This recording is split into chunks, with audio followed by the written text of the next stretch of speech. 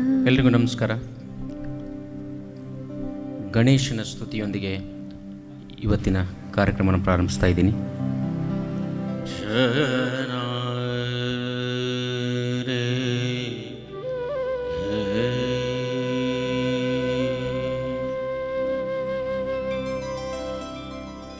ಗಜಮುಖ ವಂದಿಸುವೆ ಕರುಣಿಸಿ ಕಾಯೋ,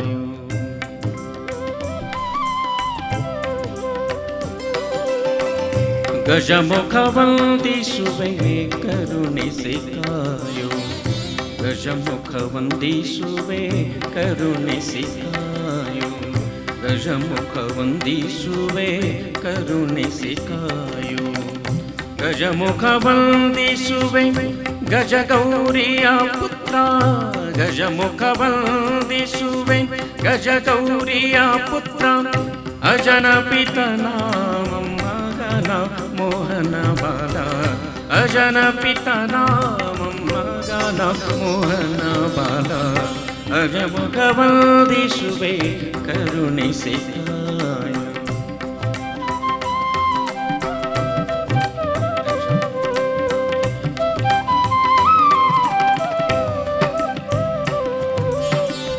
ನೀಲಕಂಠನ ಸುತ ಬಾಲ ಗಣೇಶನ, ನೀಲಕಂಠನ ಸುತ ಬಾಲ ಗಣೇಶನ, ಬಾರಿ ಬಾರಿಗೆ ನಿನ್ನ ಭಜನೆ ಮಾಡುವೇನಯ್ಯ.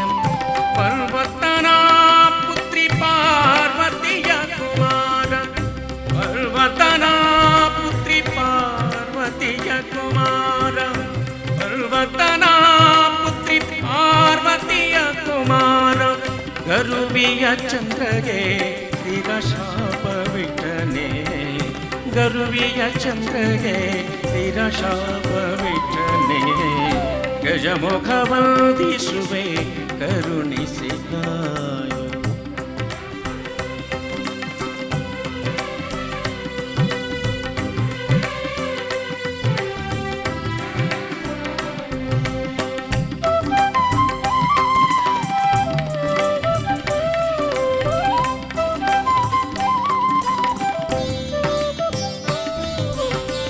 ಹರಿಹರರು ನಿನ್ನ ಚರಣ ಪೂಜೆಯ ಮಾಡಿ, ಹರಿಹರರು ನಿನ್ನ ಚರಣ ಪೂಜೆಯ ಮಾಡಿ, ದುರಳ ಕಂಠಕರನ್ನು ತರಿದು ಬಿಸುಡಿದರು.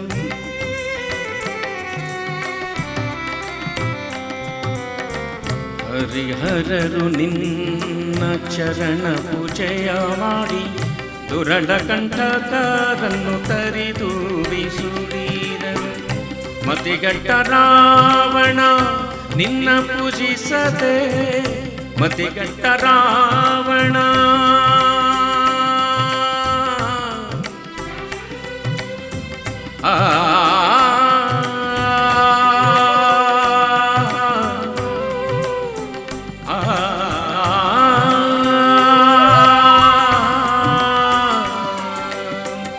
ಮತಿಗಟ್ಟ ರಾವಣ ನಿನ್ನ ಪೂಜಿಸದೆ, ಸೀತಾಪತಿ ಕರದಿಂದ ಹತನಾಗಿ ಹೋದನು, ಸೀತಾಪತಿ ಕರದಿಂದ ಹತನಾಗಿ ಹೋದನು.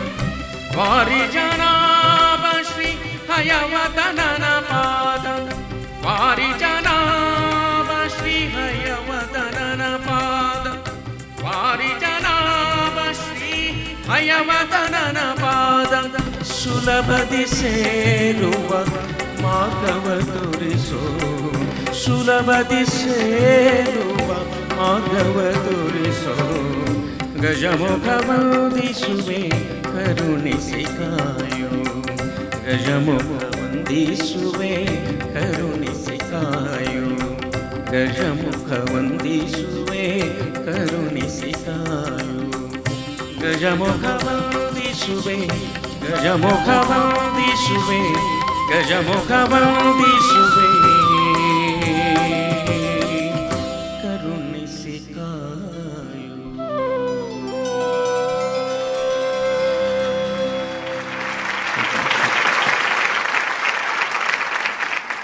ನಮಸ್ಕಾರ. ಪರಮಪದ ಇದರ 25ನೆಯ ಕಾರ್ಯಕ್ರಮ. ಈ ಸಂಭ್ರಮಕ್ಕೆ ಸಂಭ್ರಮವೆನಿಸುವ ವ್ಯಕ್ತಿಯೊಬ್ಬರು ಇಲ್ಲಿ ಉಪಸ್ಥಿತರಿರಬೇಕು ಅಂತ ಬಯಸಿದಾಗ ನಮ್ಮ ಜೊತೆ ಆಗ್ತೀನಿ ಅಂತ ಬಂದವರು ಶ್ರೀಯುತ ಅನಂತ್ ನಾಗ್ ಅವರು.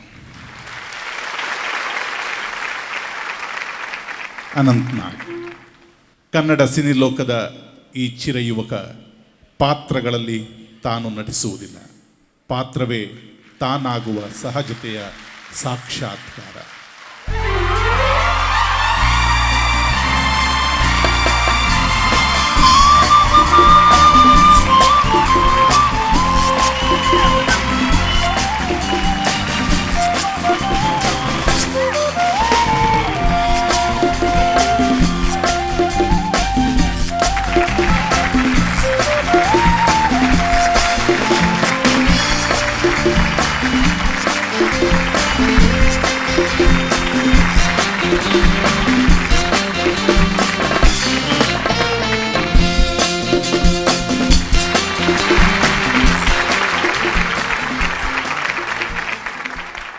ಅವರನ್ನು ಪರಿಚಯಿಸುವ ಹೊತ್ತಲ್ಲೇ ಪ್ರವೇಶಿಸಿದ್ದಾರೆ.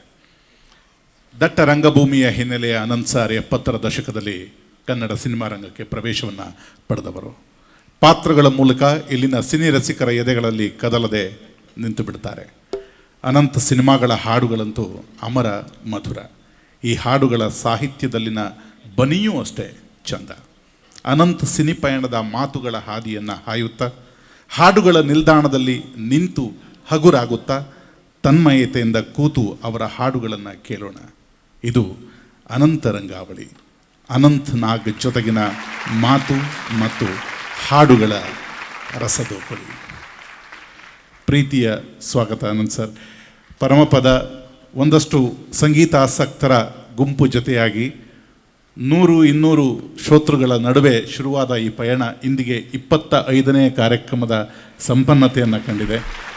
ಈ 25ರ ಸಂಭ್ರಮವನ್ನು ನಮ್ಮನ್ನು ಆಕಾಶದೆತ್ತರಕ್ಕೆ ಮುಟ್ಟುವಂತೆ ಮಾಡಿದ ನಿಮ್ಮ ಈ ಉಪಸ್ಥಿತಿ ನಮಗೆಲ್ಲರಿಗೂ ಒಂದು ಅದ್ಭುತ ಖುಷಿ ಅಂತ ಅಂದುಕೊಟ್ಟಿದೆ. ಒಂದು ಪ್ರೀತಿಯ ಚಪ್ಪಾಳೆಯನ್ನು ಅನಂತ್ ಸರ್ ಅವರಿಗೆ ಆರಂಭದಲ್ಲಿಯೇ ರವಾನಿಸ್ತಾರೆ. ಶಿರಾಲಿ, ಹೊನ್ನಾವರ, ಮುಂಬೈ, ಬೆಂಗಳೂರು 300ಕ್ಕೂ ಹೆಚ್ಚು ಸಿನಿಮಾ. ಅನಂತ್ ಸರ್ ಬರ್ತಾರೆ ಅಂದ ತಕ್ಷಣವೇ ಸುಮಾರು 1 ತಿಂಗಳಿಗೂ ಮುಂಚೆಯೇ ಈ ಎಲ್ಲ ಆಸನಗಳನ್ನು ಕಾಯ್ದಿರಿಸಿಕೊಂಡಂಥ ಇಷ್ಟು ದೊಡ್ಡ ಅಭಿಮಾನಿ ವರ್ಗ ಈ ಹೊತ್ತಲ್ಲಿ ತಮ್ಮ ಮೊದಲ ಮಾತಿಗೆ ಕಾಯುತ್ತಾರೆ. ನನ್ನ ನಮ್ರ ಅನಂತ ನಮಸ್ಕಾರಗಳು. ಭಾಳ ಸಂತೋಷವಾಗ್ತಾ ಇದೆ. ಸುಮಾರು 60 ವರ್ಷಗಳ ನಂತರ ಸಿನಿಮಾ ರಂಗದಲ್ಲಿ 55 ವರ್ಷಗಳು, ಅದರ ಹಿಂದೆ 5 ವರ್ಷಗಳ ಕಾಲ ರಂಗಭೂಮಿಯಲ್ಲಿ ಏನು ನಟನಾಗಿ ನಟಿಸುವುದಕ್ಕೆ ನನಗೆ ಅವಕಾಶ ಸಿಕ್ಕಿತ್ತು. ಅದರ ನಂತರ ಇವತ್ತು ಅಂಥ ಈ ರೀತಿಯ ಪ್ರೇಕ್ಷಕ ವರ್ಗವನ್ನು ನಾನು ಇದು ಮೊದಲ ಸಲ ನೋಡ್ತಾ ಒಂದು ಸಣ್ಣ ಕಂಪನ ಇಡೀ ಮೈಯಲ್ಲಿ ಕೈಕಾಲುಗಳಲ್ಲಿ ಇದೆ. ಯಾಕಂದರೆ ಆವಾಗ ಯಾವುದೋ ಒಂದು ಪಾತ್ರದಲ್ಲಿ ಇದ್ದು ನಟಿಸೋದು, ನಟನೆ ಮಾಡೋದು ಅದು ಬೇರೆ.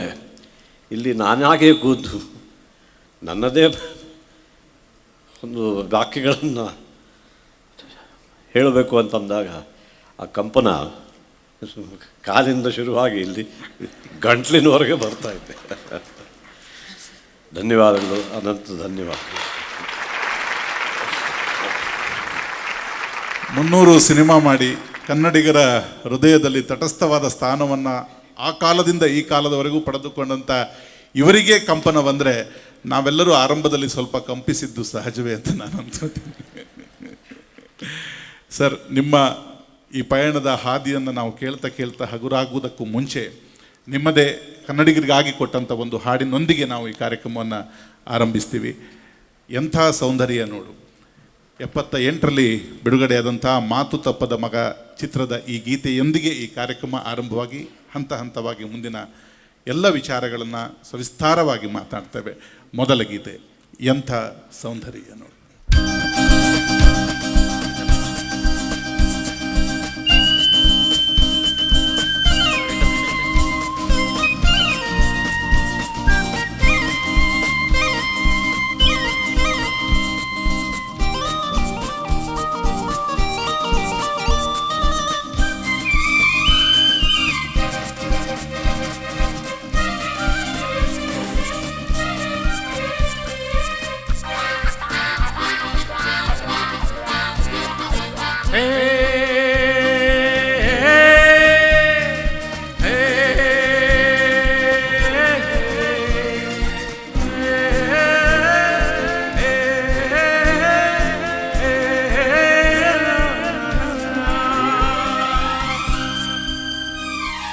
ಎಂಥ ಸೌಂದರ್ಯ ನೋಡು ನಮ್ಮ ಕರುನಾಡ ಬೀಡು, ಎಂಥ ಸೌಂದರ್ಯ ನೋಡು ನಮ್ಮ ಕರುನಾಡ ಬೀಡು.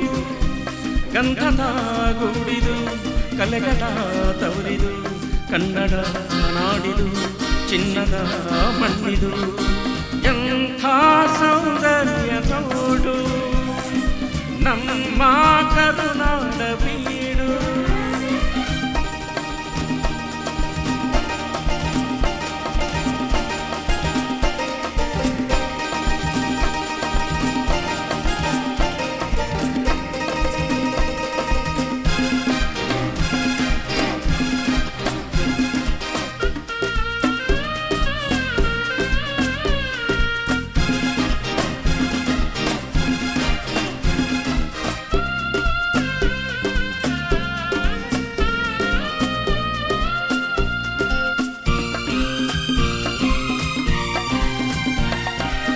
ಹರಿಯುವ ನೀರು ಹಸುರಿನ ಪೈರು ಎಲ್ಲೆಡೆ ಆಕಾಯ ಸಿರಿಯೇ. ಹೂಕಡ ಕಂಪು ಮರಕಟ ಸೊಂಪು ಎಲ್ಲೆಲ್ಲೂ ಆಕಾಯನಗೆ. ಹರಿಯುವ ನೀರು ಹಸುರಿನ ಪೈರು ಎಲ್ಲೆಡೆ ಆಕಾಯ ಸಿರಿಯೇ. ಹೂಕಡ ಕಂಪು ಮರಕಟ ಸಂಪು ಎಲ್ಲೂ ಆಕಾಯನಗೆ. ಭಾರತ ಮಾತೆಯ ಈ ತನುಷಾತೆಯ ಚರುವನು ನೋಡುತ್ತ ನಲಿಯುವ ನೆರೆಯುವೆನ. ಎಂಥ ಸೌಂದರ್ಯ ನೋಡು ನಮ್ಮ ಕರುನಾಡ ಬೀಡು. ಲಾ ಲಾ ಲಾ ಲಾ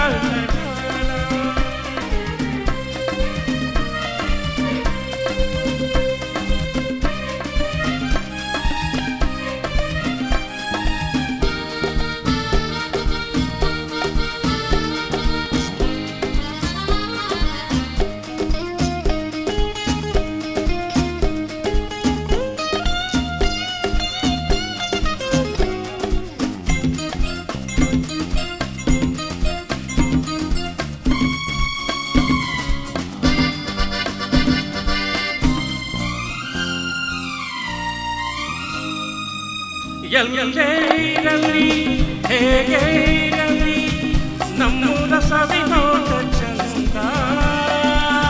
ಸಾವಿರ ಭಾಷೆಯ ಕಲಿತರು ಮನಕ್ಕೆ ಕನ್ನಡ ನುಡಿ ಮುದ್ದೆ ಅಂದ. ಎಲ್ಲೇ ಇರಲಿ ಹೇಗೆ ಇರಲಿ ನಮ್ಮೂರ ಸವಿನೋಟ ಚಂದ. ಸಾವಿರ ಭಾಷೆಯ ಕಲಿತರು ಮನಕ್ಕೆ ಕನ್ನಡ ನುಡಿ ಮುದ್ದೆ ಅಂದ. ಪೂರ್ವದ ಪುಣ್ಯವೋ ಪಡೆದಿಹ ಭಾಗ್ಯವೋ ಹುಟ್ಟಿದೆ ಪಾವನ ಕನ್ನಡ ಮಣ್ಣನಿನ. ಎಂಥ ಸೌಂದರ್ಯ ನೋಡು ನಮ್ಮ ಕರುನಾಡ ಬೀಡು. ಗಂಧದ ಹುಡಿದು ಕಲೆಗಳ ತವರಿದು ಕನ್ನಡ ನಾಡಿದು ಚಿನ್ನದ ಮಣ್ಣಿದು. ಎಂಥ ಸೌಂದರ್ಯ ನೋಡು ನಮ್ಮ ಕರುನಾಡ ಬೀಡು. ಲಾ ಲಾ ಲಾ ಲಾ ಲಾ ಲಾ ಲಾ ಲಾ ಲಾ ಲಾ.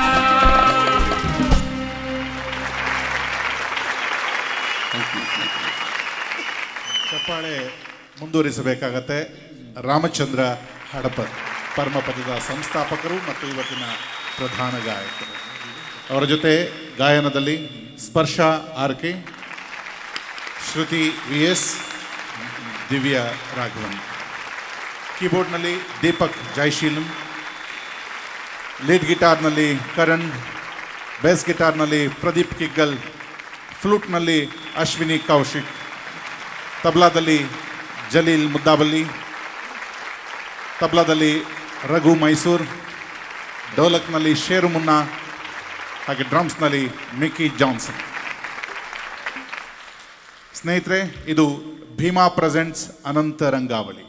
ಕೋ presents Amrut Noni, special partner Yuva meridian film studio Kundapura, Kodachadri chits private limited, the divine star protection pendant. ಇವರೆಲ್ಲರಿಗೂ ನನ್ನ ನಮಸ್ಕಾರವನ್ನು ತಿಳಿಸ್ತಾ, ಇವತ್ತಿನ ನಮ್ಮ ಸಹಭಾಗಿತ್ವ ನ್ಯೂಸ್ ಫಸ್ಟ್ ಕನ್ನಡ ಚಾನಲ್ನೊಂದಿಗೆ ನಡೀತಾ ಇದೆ. ಆ ಎಲ್ಲ ಮಹನೀಯರಿಗೂ ನಾನು ಧನ್ಯವಾದಗಳನ್ನು ಸಲ್ಲಿಸ್ತೇನೆ.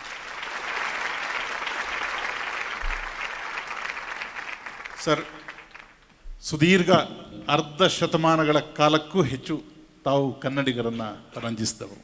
ಇದು ಒಂದು ಮೊದಲ ಸ್ಯಾಂಪಲ್ ಈ ಗೀತೆ. ನೀವು ಈ ಗೀತೆಗಿಂತಲೂ ಹೆಚ್ಚಾಗಿ ನಮ್ಮೆಲ್ಲರನ್ನ ಆವರಿಸ್ಕೊಂಡಿದ್ದು ಪ್ರೀತಿಯ ಗೀತೆಗಳಿಂದ.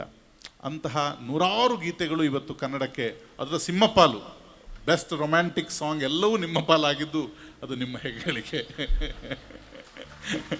ಅದು ಯಾಕಾಯಿತು ಹೇಗಾಯಿತು ನಾನು ಮುಂದೆ ಮಾತಾಡ್ತೇನೆ. ಅದಕ್ಕೂ ಮುಂಚೆ ಅವರು ಎಲ್ಲಿಂದ ಬಂದರು, ಅವರ ಬಾಲ್ಯ ಹೇಗಿತ್ತು, ಅವರ ಊರು ಯಾವುದು, ಅದರ ಬಗ್ಗೆ ನಿಮಗೆಲ್ಲರಿಗೂ ತಿಳ್ಕೊಳ್ಳೋ ಕುತೂಹಲ ಇದೆಯಲ್ವಾ? ಅವರು ನನಗೆ ಹೇಳ್ತಾ ಇದ್ರು, ಮಾತು ಜಾಸ್ತಿ ಬೇಡ, ಎಲ್ಲರೂ ಹಾಡು ಕೇಳೋಕ್ಕೆ ಬಂದಿದ್ದಂತ. ನಾನು ಅದನ್ನು ಸ್ವಲ್ಪ ಸರಿಲ್ಲ, ಹಾಡು ಹಡಪದ 24 ಪ್ರೋಗ್ರಾಮಲ್ಲೂ ಹಾಡಿದ್ದಾರೆ, ಅನಂತನಾಗಿದ್ದು ಒಂದೇ ಪ್ರೋಗ್ರಾಮಿಗೆ ಬಂದಿದ್ದು. ಹಾಗಾಗಿ ನಮಗೆ ನೀವು ಪ್ರಧಾನವಾಗಿ ಇವತ್ತು ಮಾತಾಡಬೇಕು ಅಂತ. ಸರ್, ನಿಮ್ಮ ಬಾಲ್ಯದ ಬಗೆಗಿರುವ ನಮ್ಮ ಕುತೂಹಲ, ನಿಮ್ಮ ಬಾಲ್ಯದ ದಿನಗಳನ್ನು ನಮ್ಗೆ ಹೇಳೋದಾದರೆ. 1948 ಇಸವಿಯಲ್ಲಿ ನಾನು ಹುಟ್ಟಿದವನು. ಸ್ವಾತಂತ್ರ್ಯ ಬಂದು ಒಂದು ವರ್ಷದ ನಂತರ, ಆ ಸಮಯದಲ್ಲಿ ದೇಶದ ಸ್ಥಿತಿಗತಿಗಳು ಹೇಗಿದ್ದವು ಅನ್ನೋದನ್ನು ಈಗ ಕಲ್ಪನೆ ಮಾಡಬಲ್ಲೆ ಅಷ್ಟೇ. ಅದೇ ಓದಿ ತಿಳ್ಕೊಂಡಿದ್ದವನು. ನಾನು ಕೂಡ ಅನೇಕ ನನ್ನ ತರಹದ ಹುಡುಗಿಯರ ಥರ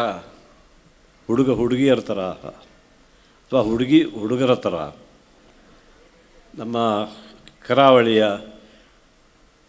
ಉತ್ತರ ಕನ್ನಡ ಜಿಲ್ಲೆ, ದಕ್ಷಿಣ ಕನ್ನಡ ಜಿಲ್ಲೆಯಲ್ಲಿ ಬೆಳೆದವನು.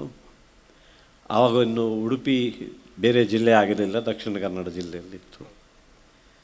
ಅಲ್ಲಿ ಎಲ್ಲರಂತೆ ನಾನು ಕೂಡ ಕೆಳ ಮಧ್ಯಮ ವರ್ಗದ ಕಷ್ಟಕರ ಜೀವನದಲ್ಲಿ ಗೊತ್ತಾಗ್ತಿರ್ಲಿಲ್ಲ. ನಾವು ಚಿಕ್ಕವರಿರುವಾಗ ನಮ್ಮ ಆರ್ಥಿಕ ಸ್ಥಿತಿಗತಿಗಳು ಏನು ಅನ್ನೋದು ಮನವರಿಕೆ ಆಗೋದಿಲ್ಲ. ಅಂಥದ್ರಲ್ಲೂ ನಮ್ಮ ತಂದೆ ತಾಯಂದಿರು ಕಾಸರಗೋಡು ಡಿಸ್ಟ್ರಿಕ್ಟು ಕಾಂಚನಗಡ ಆನಂದಾಶ್ರಮ, ಸ್ವಾಮಿ ರಾಮದಾಸ್, ಮಾತಾಜಿ ಕೃಷ್ಣಮಾಯಿ ಅವರ ಆಶ್ರಮದಲ್ಲಿ ನಮ್ಮ ತಂದೆ ತಾಯಂದಿರು ಸೇವಕಿದ್ದರು. ಅಲ್ಲಿಂದ ನಂತರ ಶಿರಾಲಿ ಚಿತ್ರಾಪುರದ ಮಠ ಉತ್ತರ ಕನ್ನಡ ಜಿಲ್ಲೆ, ಅಲ್ಲಿ ಸೇವೆಗಿದ್ದರು. ಅಂದರೆ ಆ ರೀತಿ ಅವರ ಆಶ್ರಯದಲ್ಲಿ, ಮಠ ಆಶ್ರಮದಲ್ಲಿ ಬೆಳೆಯುತ್ತಲೇ ಎಲ್ಲರ ವಿದ್ಯಾರ್ಥಿಗಳಂತೆ ಶಾಲೆಗೂ ಹೋಗ್ತಿದ್ದೆ. 8ನೇ ಎತ್ತೆವರೆಗೂ ಉಡುಪಿ, ಶಿರಾಲಿ, ಹೊನ್ನಾವರ ಓದಿದ ನಂತರ ಆಗ ಹೆಣ್ಣುಮಕ್ಕಳಿಗೆ ಹೆಚ್ಚು ಓದೋಕ್ಕೆ ಅವಕಾಶ ಕೊಡ್ತಿರಲಿಲ್ಲ. ಇದ್ದರೂ ಕೂಡ ಹುಡುಗಿಯರು ಆಗಿನಿಂದಲೇ ನಾನು ಕಂಡಂತೆ ಹುಡುಗರಿಗೆ ಹಿಂದೆ ಹಾಕಿಯೇ SSC ಮುಂತಾದ ಕ್ಲಾಸ್ಗಳಲ್ಲಿ ಒಳ್ಳೆಯ ಸ್ಕೋರ್ ಮಾಡೋರು. ಆದರೆ ಅಷ್ಟೇ, ಹುಡುಗಿ ಮದುವೆ ಮಾಡಿ ಕಳಿಸೋದು ಅಷ್ಟೇ ತಾನೆ. ಸೊ ಇನ್ಯಾತಕ್ಕೆ ಅನ್ನೋ ರೀತಿ ಸ್ವಲ್ಪ ಕಡೆಗಾಣಿಸ್ತಿದ್ರು. ಸ್ವಲ್ಪ ಅನ್ನಬಾರ್ದೇನೋ, ಕಡೆಗಾಣಿಸ್ತಿದ್ರು. ಸೊ ಹುಡುಗರಿಗೆ ಓದಿಸೋದು ಅಂತ ನನ್ನನ್ನು ಬುದ್ಧಿವಂತನನ್ನಾಗಿ ಮಾಡೋಕೆ ಮುಂಬೈ ಕಳಿಸಿದ್ರು. ಅವ್ನು ನೋಡಿ ಕಣ್ಣು ಎಲ್ಲ ಹೇಗಿದೆ, ಜೋರಾಗಿದೆ. ನಾನೆಲ್ಲ ಮಠ ಆಶ್ರಮದಲ್ಲೆಲ್ಲ ಚೆನ್ನಾಗಿ ಕಲ್ತಿದ್ದಾನೆ, ಭಜನೆಗಳನ್ನು, ಮಂತ್ರಗಳನ್ನು. ಅವನಿಗೆ ಮುಂಬೈ ಕಳಿಸು, ನಾನು ನೋಡ್ಕೋತೀನಿ ಅಂತ. ಒಂದು ಕಾನ್ವೆಂಟ್ ಸ್ಕೂಲಿನ ಹೆಡ್ ಮಾಸ್ಟ್ರು ನಮ್ಮ ತಂದೆಯವರಿಗೆ ಹೇಳಿದರು. ಅವರ ಹಾಗನ್ನಬಾರ್ದು, ಬಟ್ ಅವರ ತಲೆಗೆ ತುಂಬಿದರು. ನನ್ನನ್ನು ಕಳಿಸಲಾಯಿತು. ಇಲ್ಲಿ ಏನು ಕನ್ನಡ ಮಾಧ್ಯಮದಲ್ಲಿ ಓದ್ತಿದ್ದೆ, ಅದು ಅಲ್ಲಿ ಆಂಗ್ಲ ಮಾಧ್ಯಮದಲ್ಲಿ ಭಾಳ ಕಷ್ಟವಾಯಿತು ನನಗೆ. ಏನು ಹೇಳ್ತಿದ್ದಾರೆ ಅಂತ ನನಗೆ ಗ್ರಾಸ್ಪೇ ಆಗ್ತಿಲ್ಲ. ಅಲ್ಲೂ ಕೂಡ ಕರಾವಳಿ ಥರ ಮಳೆ, ನಾನು ಕಿಟಕಿಯಿಂದ ಆಚೆ ನೋಡೋದು. ಇಲ್ಲಿ ನೋಡಿ ಏನು ಮಳೆ.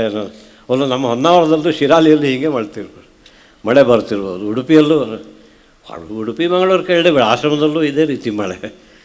ಏಯ್ ಸ್ಟ್ಯಾಂಡಪ್ ಸ್ಟ್ಯಾಂಡಪ್, ಏನಲ್ಲಿ ನೋಡ್ತಿದ್ದೆ ಕಿಟಕಿ ಆಚೆ.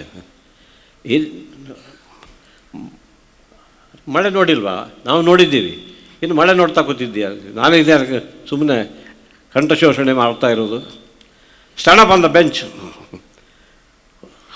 ಬೆಂಚ್ ಮೇಲೆ ನಿಲ್ಲಿಸೋರು ಪೀರಿಯಡ್ ಮುಗಿಯೋವರೆಗೂ.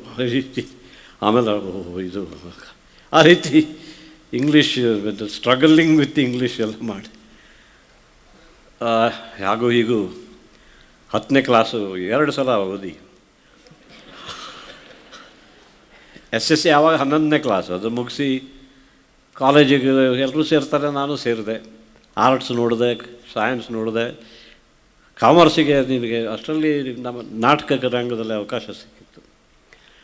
ಅದನ್ನು ನಾಟಕ ನೋಡೋಕೆ ಬಂದವರು ಯಾರೋ ಹೇಳಿದರು, ನಿಮ್ಮ ತಂದೆ ತಾಯಿದ್ರು, ನಿಮ್ಮ ತಂದೆ ವಿಶೇಷವಾಗಿ ಅಲ್ಲಿ ಹಳ್ಳಿಯಲ್ಲಿ ಮಠದಲ್ಲಿ ಆಶ್ರಮದಲ್ಲಿ ಎಲ್ಲ ಸೇವೆ ಮಾಡಿ ನಿನಗೆ ಓದೋಕ್ಕೆ ಕಳಿಸಿದ್ರೆ ನೀನು ನಾಟಕ ಇದು ಯಾವಾಗಿಂದ ಎಲ್ಲಿ ಈ ಜಾಡು ಎಲ್ಲಿಂದ ಬಂತು ನಿನಗೆ? ಇದೆಲ್ಲ ನಡೆಯೋಲ್ಲ, ನೀನು ಮಾಡು, ಏನು ಮಾಡ್ತಿದ್ದೀಯಾ? ಆದರೆ ನಾಳೆ ಬ್ಯಾಂಕಿಗೆ ಬಾ ಅಂತ. ಆವಾಗ ನ್ಯಾಷನಲೈಸ್ ಆಗಿರಲಿಲ್ಲ ಬ್ಯಾಂಕು. ಅವರು ಯೂನಿಯನ್ ಬ್ಯಾಂಕಲ್ಲಿ ಟಾಪ್ ಆಫೀಸರ್ ಆಗಿದ್ದರು. ಅವರು ಡೆಪ್ಯೂಟಿ ಜನರಲ್ ಮ್ಯಾನೇಜರು ದತ್ತಾತ್ರೇಯ ಬಿಜೂರ್ ಅನ್ನೋರು. ಅವರು ಕರೆಸಿದರು. ಅಲ್ಲಿ ಹೋಗಿ ಅಲ್ಲೇ ಕೂರಿಸಿ ಒಂದು ಟೆಸ್ಟ್ ಮಾಡಿ ಜಾಯಿನ್ ಮಾಡುವಂತ ತಕ್ಷಣ, ಈಗಲೇ ಇವತ್ತೇ ಅಂತ ನಾನು. ಹೌದೌದು. ಆಮೇಲೆ ನಿನ್ನ ಸಂಜೆ ಹೊತ್ತು ನಾಟಕದ ರಿಹರ್ಸಲ್ ಎಲ್ಲ ಇರ್ತದಲ್ಲ, ಅಲ್ಲಿ ಹೋಗಿ ನೀನು ಆದರೂ ಇದನ್ನು ಆಮೇಲೆ ಇದೆಲ್ಲ ಮಾರ್ನಿಂಗ್ ಕಾಲೇಜ್ ಜಾಯಿನ್ ಮಾಡು, ಕಾಮರ್ಸ್ ಕಲಿ ಅಂತ ಹೇಳಿ. ಸದ್ಯ ಅದರಿಂದ ಮತ್ತೆ ಅಲ್ಲಿ begin at the beginning commerce ಎಲ್ಲ ಮಾಡ್ತಾ ಕಾಮರ್ಸಲ್ಲಿ ಮಾಡ್ತಿದ್ದ ಹಾಗೆಯೇ ಅನೇಕ ನಾಟಕಗಳಲ್ಲಿ 5 ವರ್ಷ ಕಳೆದವರು 50 ಸುಮಾರು ನಾಟಕಗಳಲ್ಲಿ ನಟಿಸುವಂಥ ಅವಕಾಶ ಸಿಕ್ತು. 1-2 ಚಿತ್ರಗಳಾದ ನಂತರ ನಾನೇ ನಾಟಕಗಳನ್ನು ನಿರ್ಮಾಣ ಮಾಡ್ತಿದ್ದೆ. ನಾನೇ ಕೂತು ಬೇರೆ ಬೇರೆ ಭಾಷೆಗಳಲ್ಲಿ ಇದ್ದದ್ದನ್ನು ಕನ್ನಡದಲ್ಲಿ ತರ್ಜುಮೆ ಮಾಡಿ ಅಡ್ಯಾಪ್ಟ್ ಮಾಡಿ ಅವುಗಳನ್ನು ಅಲ್ಲಿ ಸ್ಟೇಜ್ ಮಾಡುತ್ತಿದ್ದೆ. ನಾನೇ ಡೈರೆಕ್ಟ್ರು, ನಾನೇ ಪ್ರೊಡ್ಯೂಸರು, ನಾನೇ ಹೀರೋ. ಬಟ್ ಕ್ರಮೇಣ ಜನರ ಬೆಂಬಲ ಸಿಕ್ತು. ಅಲ್ಲ, ಅದ್ರ ಜೊತೆಗೆ ನೀವು ಡೈರೆಕ್ಷನ್ ಮಾಡಿದ್ದು ಮತ್ತೆ ನಾಟಕಕ್ಕೆ ಜನರನ್ನ ಕರೆತರಲಿಕ್ಕೂ ನೀವು ಮಾಡಿದ ಪ್ರಯತ್ನ ದೊಡ್ಡದಿತ್ತು. ಆ ಪ್ರಯತ್ನ ಮಾತಾಡೋದಕ್ಕೆ ಮುಂಚೆ ನಾನು ಒಂದು ಹಾಡಿಗೆ ಹೋಗ್ತೀನಿ. ಒಂದು ಹಾಡಿಗೆ ಕೇಳಿ ಬರೋಣ. ನಾನು ಇವ್ರ ಬಾಲ್ಯ ಕೇಳಿದೆ. ಇವರು ಅಲ್ಲಿಯ ಮುಂಬೈನ ರಂಗಭೂಮಿಯ ತನಕ ತಲುಪಿದ್ದಾರೆ. ನಾನು ಮತ್ತೆ ವಾಪಸ್ ಬಾಲ್ಯದಲ್ಲಿ ನಂದು ಇನ್ನೊಂದಷ್ಟು ಪ್ರಶ್ನೆಗಳಿದೆ. ಅವರು ಕನ್ನಡ ಚಿತ್ರರಂಗಕ್ಕೆ ಬರೋದಕ್ಕೂ ಮುಂಚೆ ಸುಮಾರು 5-8 ವರ್ಷಗಳಲ್ಲಿ 50 ನಾಟಕಗಳಲ್ಲಿ ಅಭಿನಯಿಸಿದವರು. ಸ್ವತಃ ನಾಟಕಗಳನ್ನು ನಿರ್ದೇಶನ ಮಾಡಿದವರು. ಆ ನಾಟಕಗಳನ್ನು ನಿಮ್ಮಂತೆ ಕೂತು ನೋಡಲು ಒಂದಷ್ಟು ಟಿಕೆಟ್ಗಳನ್ನು ಹೊತ್ತು ಒಂದಷ್ಟು ಜನರಿಗೆ ಸ್ವತಃ ಅವರೇ ಆ ಟಿಕೆಟ್ಗಳನ್ನು ಮಾರಿ ರಂಗಭೂಮಿಯ ವೇದಿಕೆಯನ್ನು ತಾವೇ ಸಿದ್ಧಪಡಿಸಿಕೊಂಡಂಥ ನಟ ಅನಂತ್.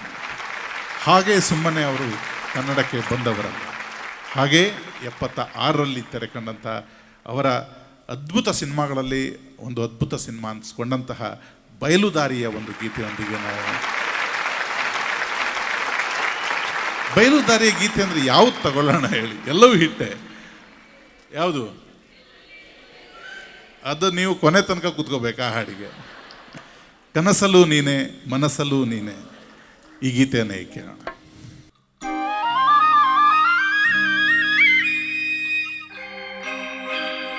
ಕನಸಲ್ಲೂ ನೀನೆ ಮನಸ್ಸಲ್ಲೂ ನೀನೆ, ಕನಸಲ್ಲೂ ನೀನೆ ಮನಸ್ಸಲ್ಲೂ ನೀನೆ, ನನ್ನಾಳೆ ನಿನ್ನಾಳೆ ನನ್ನಾಳೆ ನಿನ್ನಾಳೆ, ಒಂದು ನಿನ್ನ ಬಿಡಿ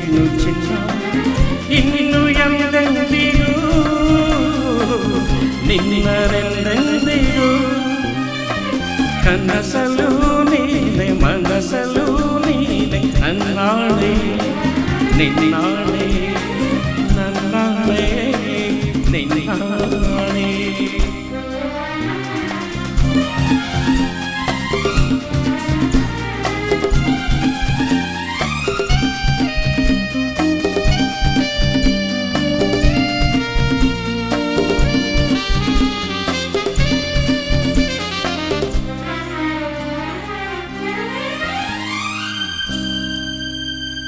ಮೌನವು ಚೆನ್ನ ಮಾತಲು ಚೆನ್ನ ನಗುವಾಗ ನೀನಿನ್ನು ಚೆನ್ನ ನೋಡಲು ಚೆನ್ನ ಕಾಡಲು ಚೆನ್ನ ನಿನಗಿಂತ ಯಾರಿಲ್ಲ ಚೆನ್ನ. ಸ್ನೇಹಕ್ಕೆ ಸೋತೆ ಮೋಹಕ್ಕೆ ಸೋತೆ ಕಣ್ಣಲ್ಲಿ ನಾ ಸೋತು ಹೋದೆ, ಮಾತಿಗೆ ಸೋತೆ ಪ್ರೀತಿಗೆ ಸೋತೆ ಸೋಲಲು ಗೆಲುವನ್ನೇ ಕಂಡೆ, ಸೋಲಲು ಗೆಲುವನ್ನೇ ಕಂಡೆ. ಕನಸಲು ನೀನೆ ಮನಸಲು ನೀನೆ ನನ್ನಾಳೆ ನಿನ್ನಾಳೆ ನನ್ನಾಳೆ ನಿನ್ನಾಳೆ. ಓಲಿದ ನಿನ್ನ ಬೆಳೆದು ಚಿನ್ನ ಇನ್ನು ಎಂದೆಂದಿಗೂ ನಿನ್ನೆಂದೆಂದಿಗೂ. ಕನಸಲು ನೀನೆ ಮನಸಲು ನೀನೆ ನನ್ನಾಳೆ ನಿನ್ನಾಳೆ ನನ್ನಾಳೆ ನಿನ್ನಾಳೆ.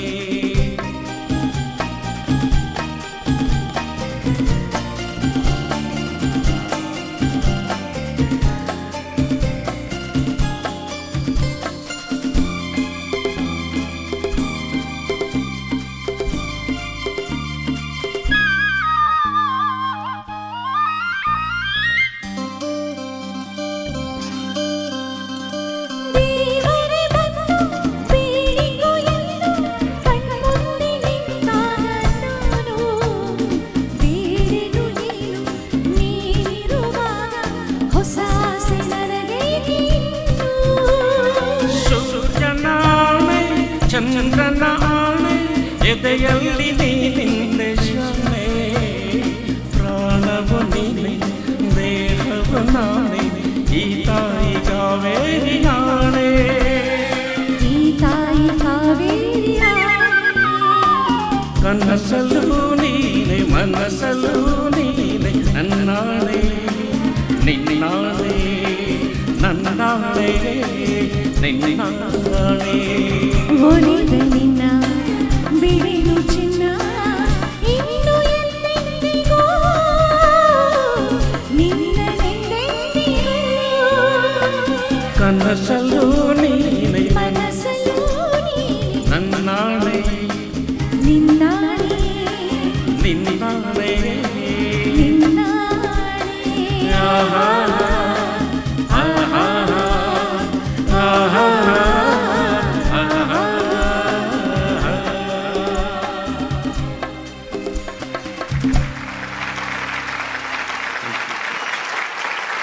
ಬರೀ ನಿಮ್ಮ ತಲೆಮಾರಿಗೆ ಮಾತ್ರ ಅಲ್ಲ, ಪ್ರಾಯಶಃ ಒಂದು 3 ತಲೆಮಾರಿಗೆ ಈ ಗೀತೆಯ ಮೊದಲೆರಡು ಸಾಲುಗಳನ್ನು ಕೊಟ್ಟು ಉಪಕರಿಸಿದ್ದೀರಿ ತಾವು.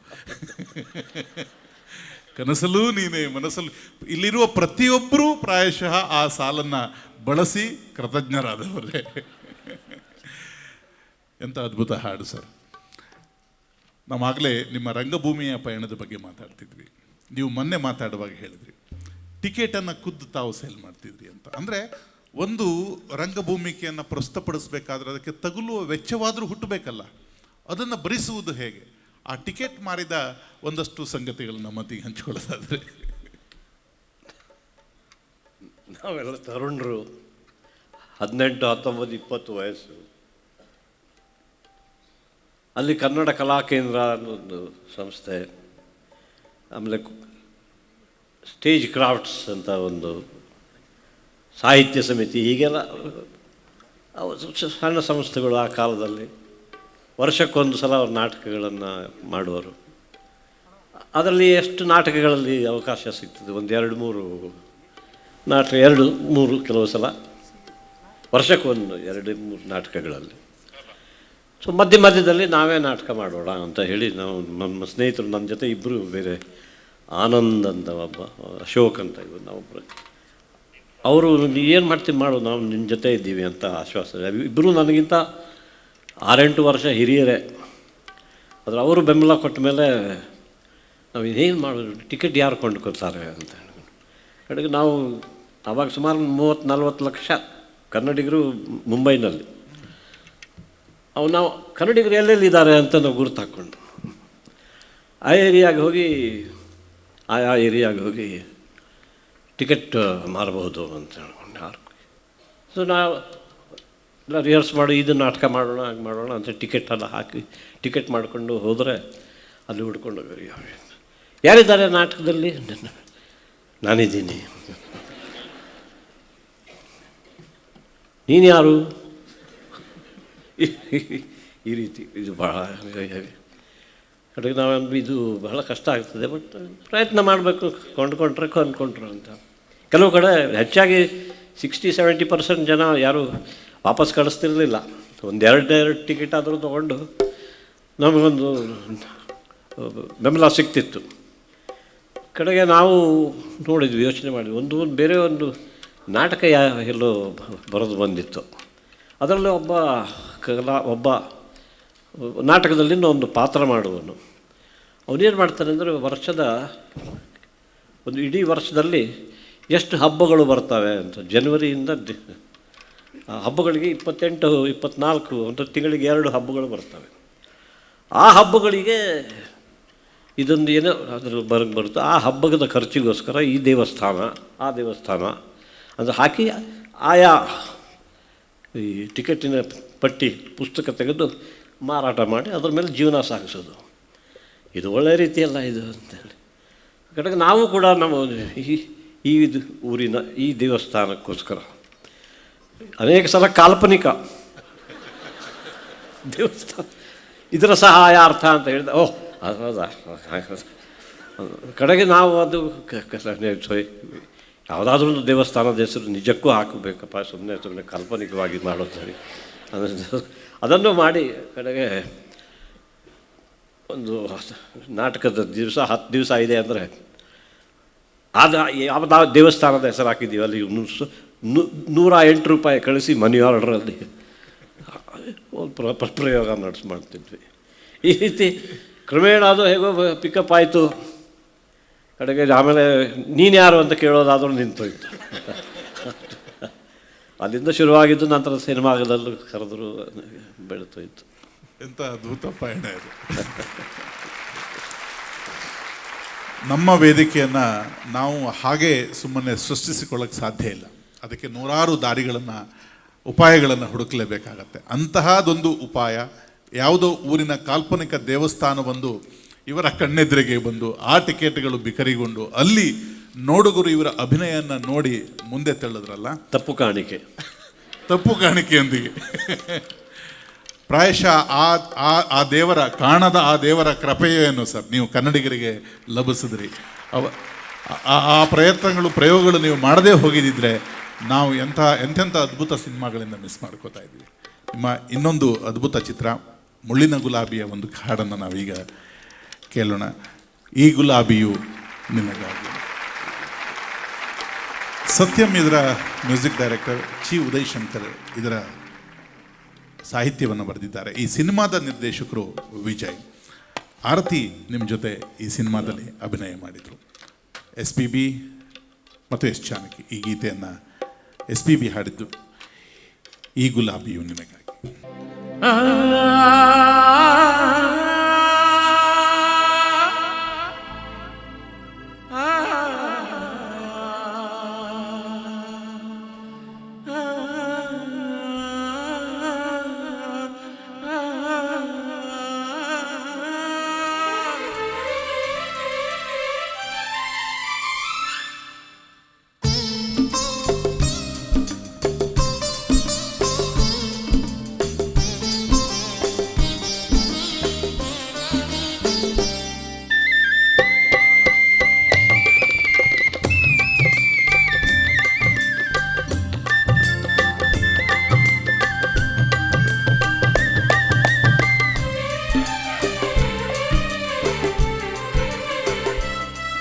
ಈ ಗುಲಾಬಿಯು ನಿನಗಾಗಿ, ಇದು ಚೆಲ್ಲುವ ಪರಿಮಳ ನಿನಗಾಗಿ, ಈ ಹೂವಿನಂದ ಪ್ರೇಯಸಿ ನಿನಗಾಗಿ ಕೇಳೆ ಹೊರತಿ, ನಿನಗಾಗಿ ಕೇಳೆ ಹೊರತಿ. ಈ ಗುಲಾಬಿಯು ನಿನಗಾಗಿ, ಇದು ಚೆಲ್ಲುವ ಪರಿಮಳ ನಿನಗಾಗಿ, ಈ ಹೂವಿನಂದ ಪ್ರೇಯಸಿ ನಿನಗಾಗಿ ಕೇಳೆ ಹೊರತಿ, ನಿನಗಾಗಿ ಕೇಳೆ ಹೊರತಿ.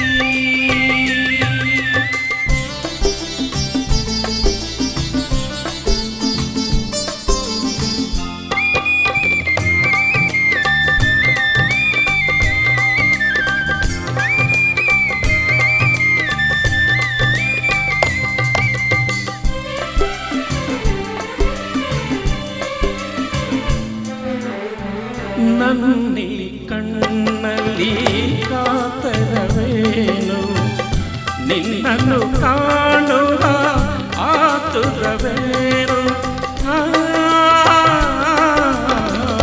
ನನ್ನಿ ಕಣ್ಣಲ್ಲಿ ಕಾತರವೇನು, ನಿನ್ನನ್ನು ಕಾಣುವ ಆತುರವೇನು, ಆತುರ ತರುವ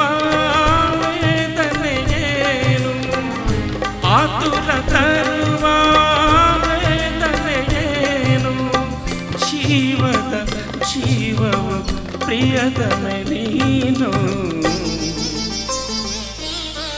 ಗುಲಾಬಿಯು ನಿನಗಾಗಿ, ಇದು ಚೆಲ್ಲುವ ಪರಿಮಳ ನಿನಗಾಗಿ, ಈ ಹೂವಿನಂದ ಪ್ರೇಯಸಿ ನನಗಾಗಿ ಕೇಳೆ ಹೊರತಿ, ನಿನಗಾಗಿ ಕೇಳೆ ಹೊರತಿ.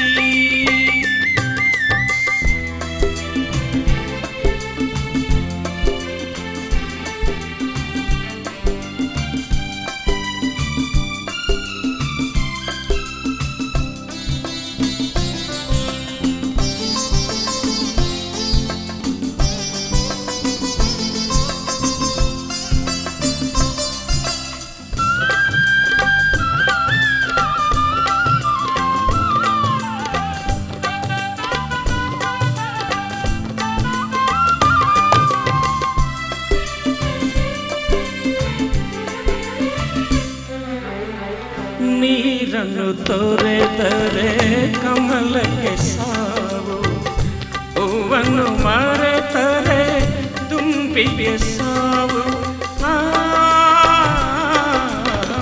ನೀರನ್ನು ತೊರೆದರೆ ಕಮಲಕ್ಕೆ ಸಾವು, ಹೂವನ್ನು ಮರೆತರೆ ದುಂಬಿಗೆ ಸಾವು. ಕಾಣದೆ ಹೋದರೆ ಅರಕ್ಷಣ ನಿನ್ನ, ಕಾಣದೆ ಹೋದರೆ ಅರಕ್ಷಣ ನಿನ್ನ, ಮರುಕ್ಷಣ ಪ್ರಿಯತಮೆ ನನ್ನ ಸಾವು. ಈ ಗುಲಾಬಿಯು ನಿನಗಾಗಿ, ಇದು ಚೆಲ್ಲುವ ಪರಿಮಳ ನಿನಗಾಗಿ, ಈ ಹೂವಿನಂದ ಪ್ರೇಯಸಿ ನಿನಗಾಗಿ ಕೇಳೆ ಹೊರತಿ, ನಿನಗಾಗಿ ಕೇಳೆ ಹೊರತಿ. ಈ ಗುಲಾಬಿಯು ನಿನಗಾಗಿ, ಇದು ಚೆಲ್ಲುವ ಪರಿಮಳ ನಿನಗಾಗಿ, ಈ ಹೂವಿನಂದ ಪ್ರೇಯಸಿ ನಿನಗಾಗಿ ಕೇಳೆ ಹೊರತಿ, ನಿನಗಾಗಿ ಕೇಳೆ ಹೊರತಿ.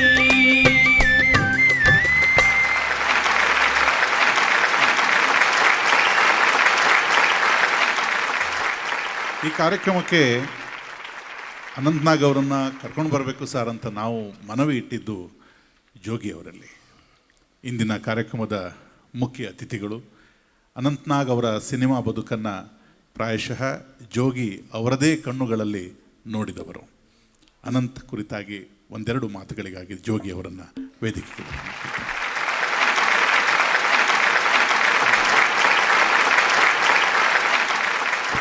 ಅನಂತನಾಗ್ ಅವರ ಬಗ್ಗೆ ಒಂದು 4 ಮಾತಾಡಬೇಕು ಅಂತ ಕೆಳಗಡೆ ಕೂತಾಗ ನೆನಪು ಮಾಡ್ಕೊಂಡಿದ್ದೆ, ಎಲ್ಲ ಮರೆತೋಯ್ತು ನಿಮ್ಮ ಮಾತುಗಳನ್ನ ಕೇಳಿ. ನನಗೆ ಒಂದು ಅನಿಸಿದ್ದಂದರೆ, ಇಲ್ಲಿ ಕಾಣಿಸ್ತಾ ಇದೆಯಲ್ಲ ಅನಂತನಾಗ್ ಅವರ ಫೋಟೋ, ಅದರಲ್ಲಿ ಕಾಣಿಸುವ ಅವರ ನಗು ನಕಲಿ ಅಲ್ಲ ಅಂತ. ನಮ್ಮ ಎಷ್ಟೋ ಮಂದಿಯ ನಗು ಹೃದಯದಿಂದ ಹುಟ್ಟಿ ಬಂದಿರಲ್ಲ, ಅದು ನಗುವನ್ನು ನಟಿಸ್ತಿರ್ತಾರೆ. ಬಟ್ ಅವರ ಜೀವನದಲ್ಲಿ ಯಾವುದು ಕೂಡ ನಟನೆ ಅಲ್ಲ. ಅವರ ಜೀವನದಲ್ಲೂ ನಟಿಸಲಿಲ್ಲ, ತೆರೆಯ ಮೇಲೆ ಕೂಡ ನಟಿಸಲಿಲ್ಲ. ತೆರೆಯ ಮೇಲೆ ಕಾಣಿಸ್ಕೊಂಡ್ರು ಅವರು, ಆ ಪಾತ್ರವೇ ಆಗಿಬಿಟ್ರು ಅಂತ. ಅದಾಗದೇ ಹೋಗಿದ್ದರೆ ನಮ್ಮೆಲ್ಲರ ಮನಸ್ಸಲ್ಲಿ ಇಷ್ಟು ವರ್ಷಗಳ ಕಾಲ ನೆಲೆಸ್ತಾ ಇರಲಿಲ್ಲ. ಅತ್ಯಂತ ಸುದೀರ್ಘವಾದ ಚಿತ್ರ ಜೀವನವನ್ನು ಬಾಳಿದವರು ಅವರು. ಒಂದು ದೊಡ್ಡ ಸಂತೋಷ ಏನಂದರೆ, ಸುಮಾರು 120 ಶ್ರೋತೃಗಳ ಎದುರು ಈ ಪರಮಪದವನ್ನು ಆರಂಭಿಸಿದ್ದು. ಅದು ಇವತ್ತು 25ನೇ ಕಾರ್ಯಕ್ರಮಕ್ಕೆ ಬರೋ ಹೊತ್ತಿಗೆ 1000ಕ್ಕೂ ಹೆಚ್ಚು ಶ್ರೋತೃಗಳು ನೀವಿದ್ದೀರಿ. ಮತ್ತು ನಮ್ಮೆಲ್ಲರಿಗೂ ಬಹಳ ಪ್ರಿಯರಾದ, ಅಂದರೆ ಸುಮ್ಮನೆ ಯೋಚನೆ ಮಾಡಿ, ಒಂದು ಹಾಡು ಕೇಳುವಾಗ ಆ ಹಾಡಿನಲ್ಲಿ ಅಭಿನಯಿಸಿದಂಥವರು ಆ ಹಾಡಿನ ಅನುಭವವನ್ನು ಹೇಳ್ತಾ ಇದ್ದರೆ ಹೇಗಾಗತ್ತೆ ಅಂತೇಳಿ. ಸೊ ಅವರ ಮಾತು ಮತ್ತು ಹಾಡು ಕೇಳುವಂಥ ಇವತ್ತು ಈ ಕಾರ್ಯಕ್ರಮದಲ್ಲಿ ಜಾಸ್ತಿ ಮಾತಾಡಬಾರ್ದು.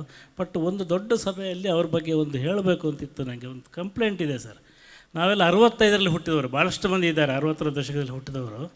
ನಾವು ಮದುವೆ ಟೈಮಿಗೆ ಬರೋ ಹೊತ್ತಿಗೆ ಇವರ ಪ್ರೇಮ ಚಿತ್ರಗಳು ಬಂದಿದ್ದವು.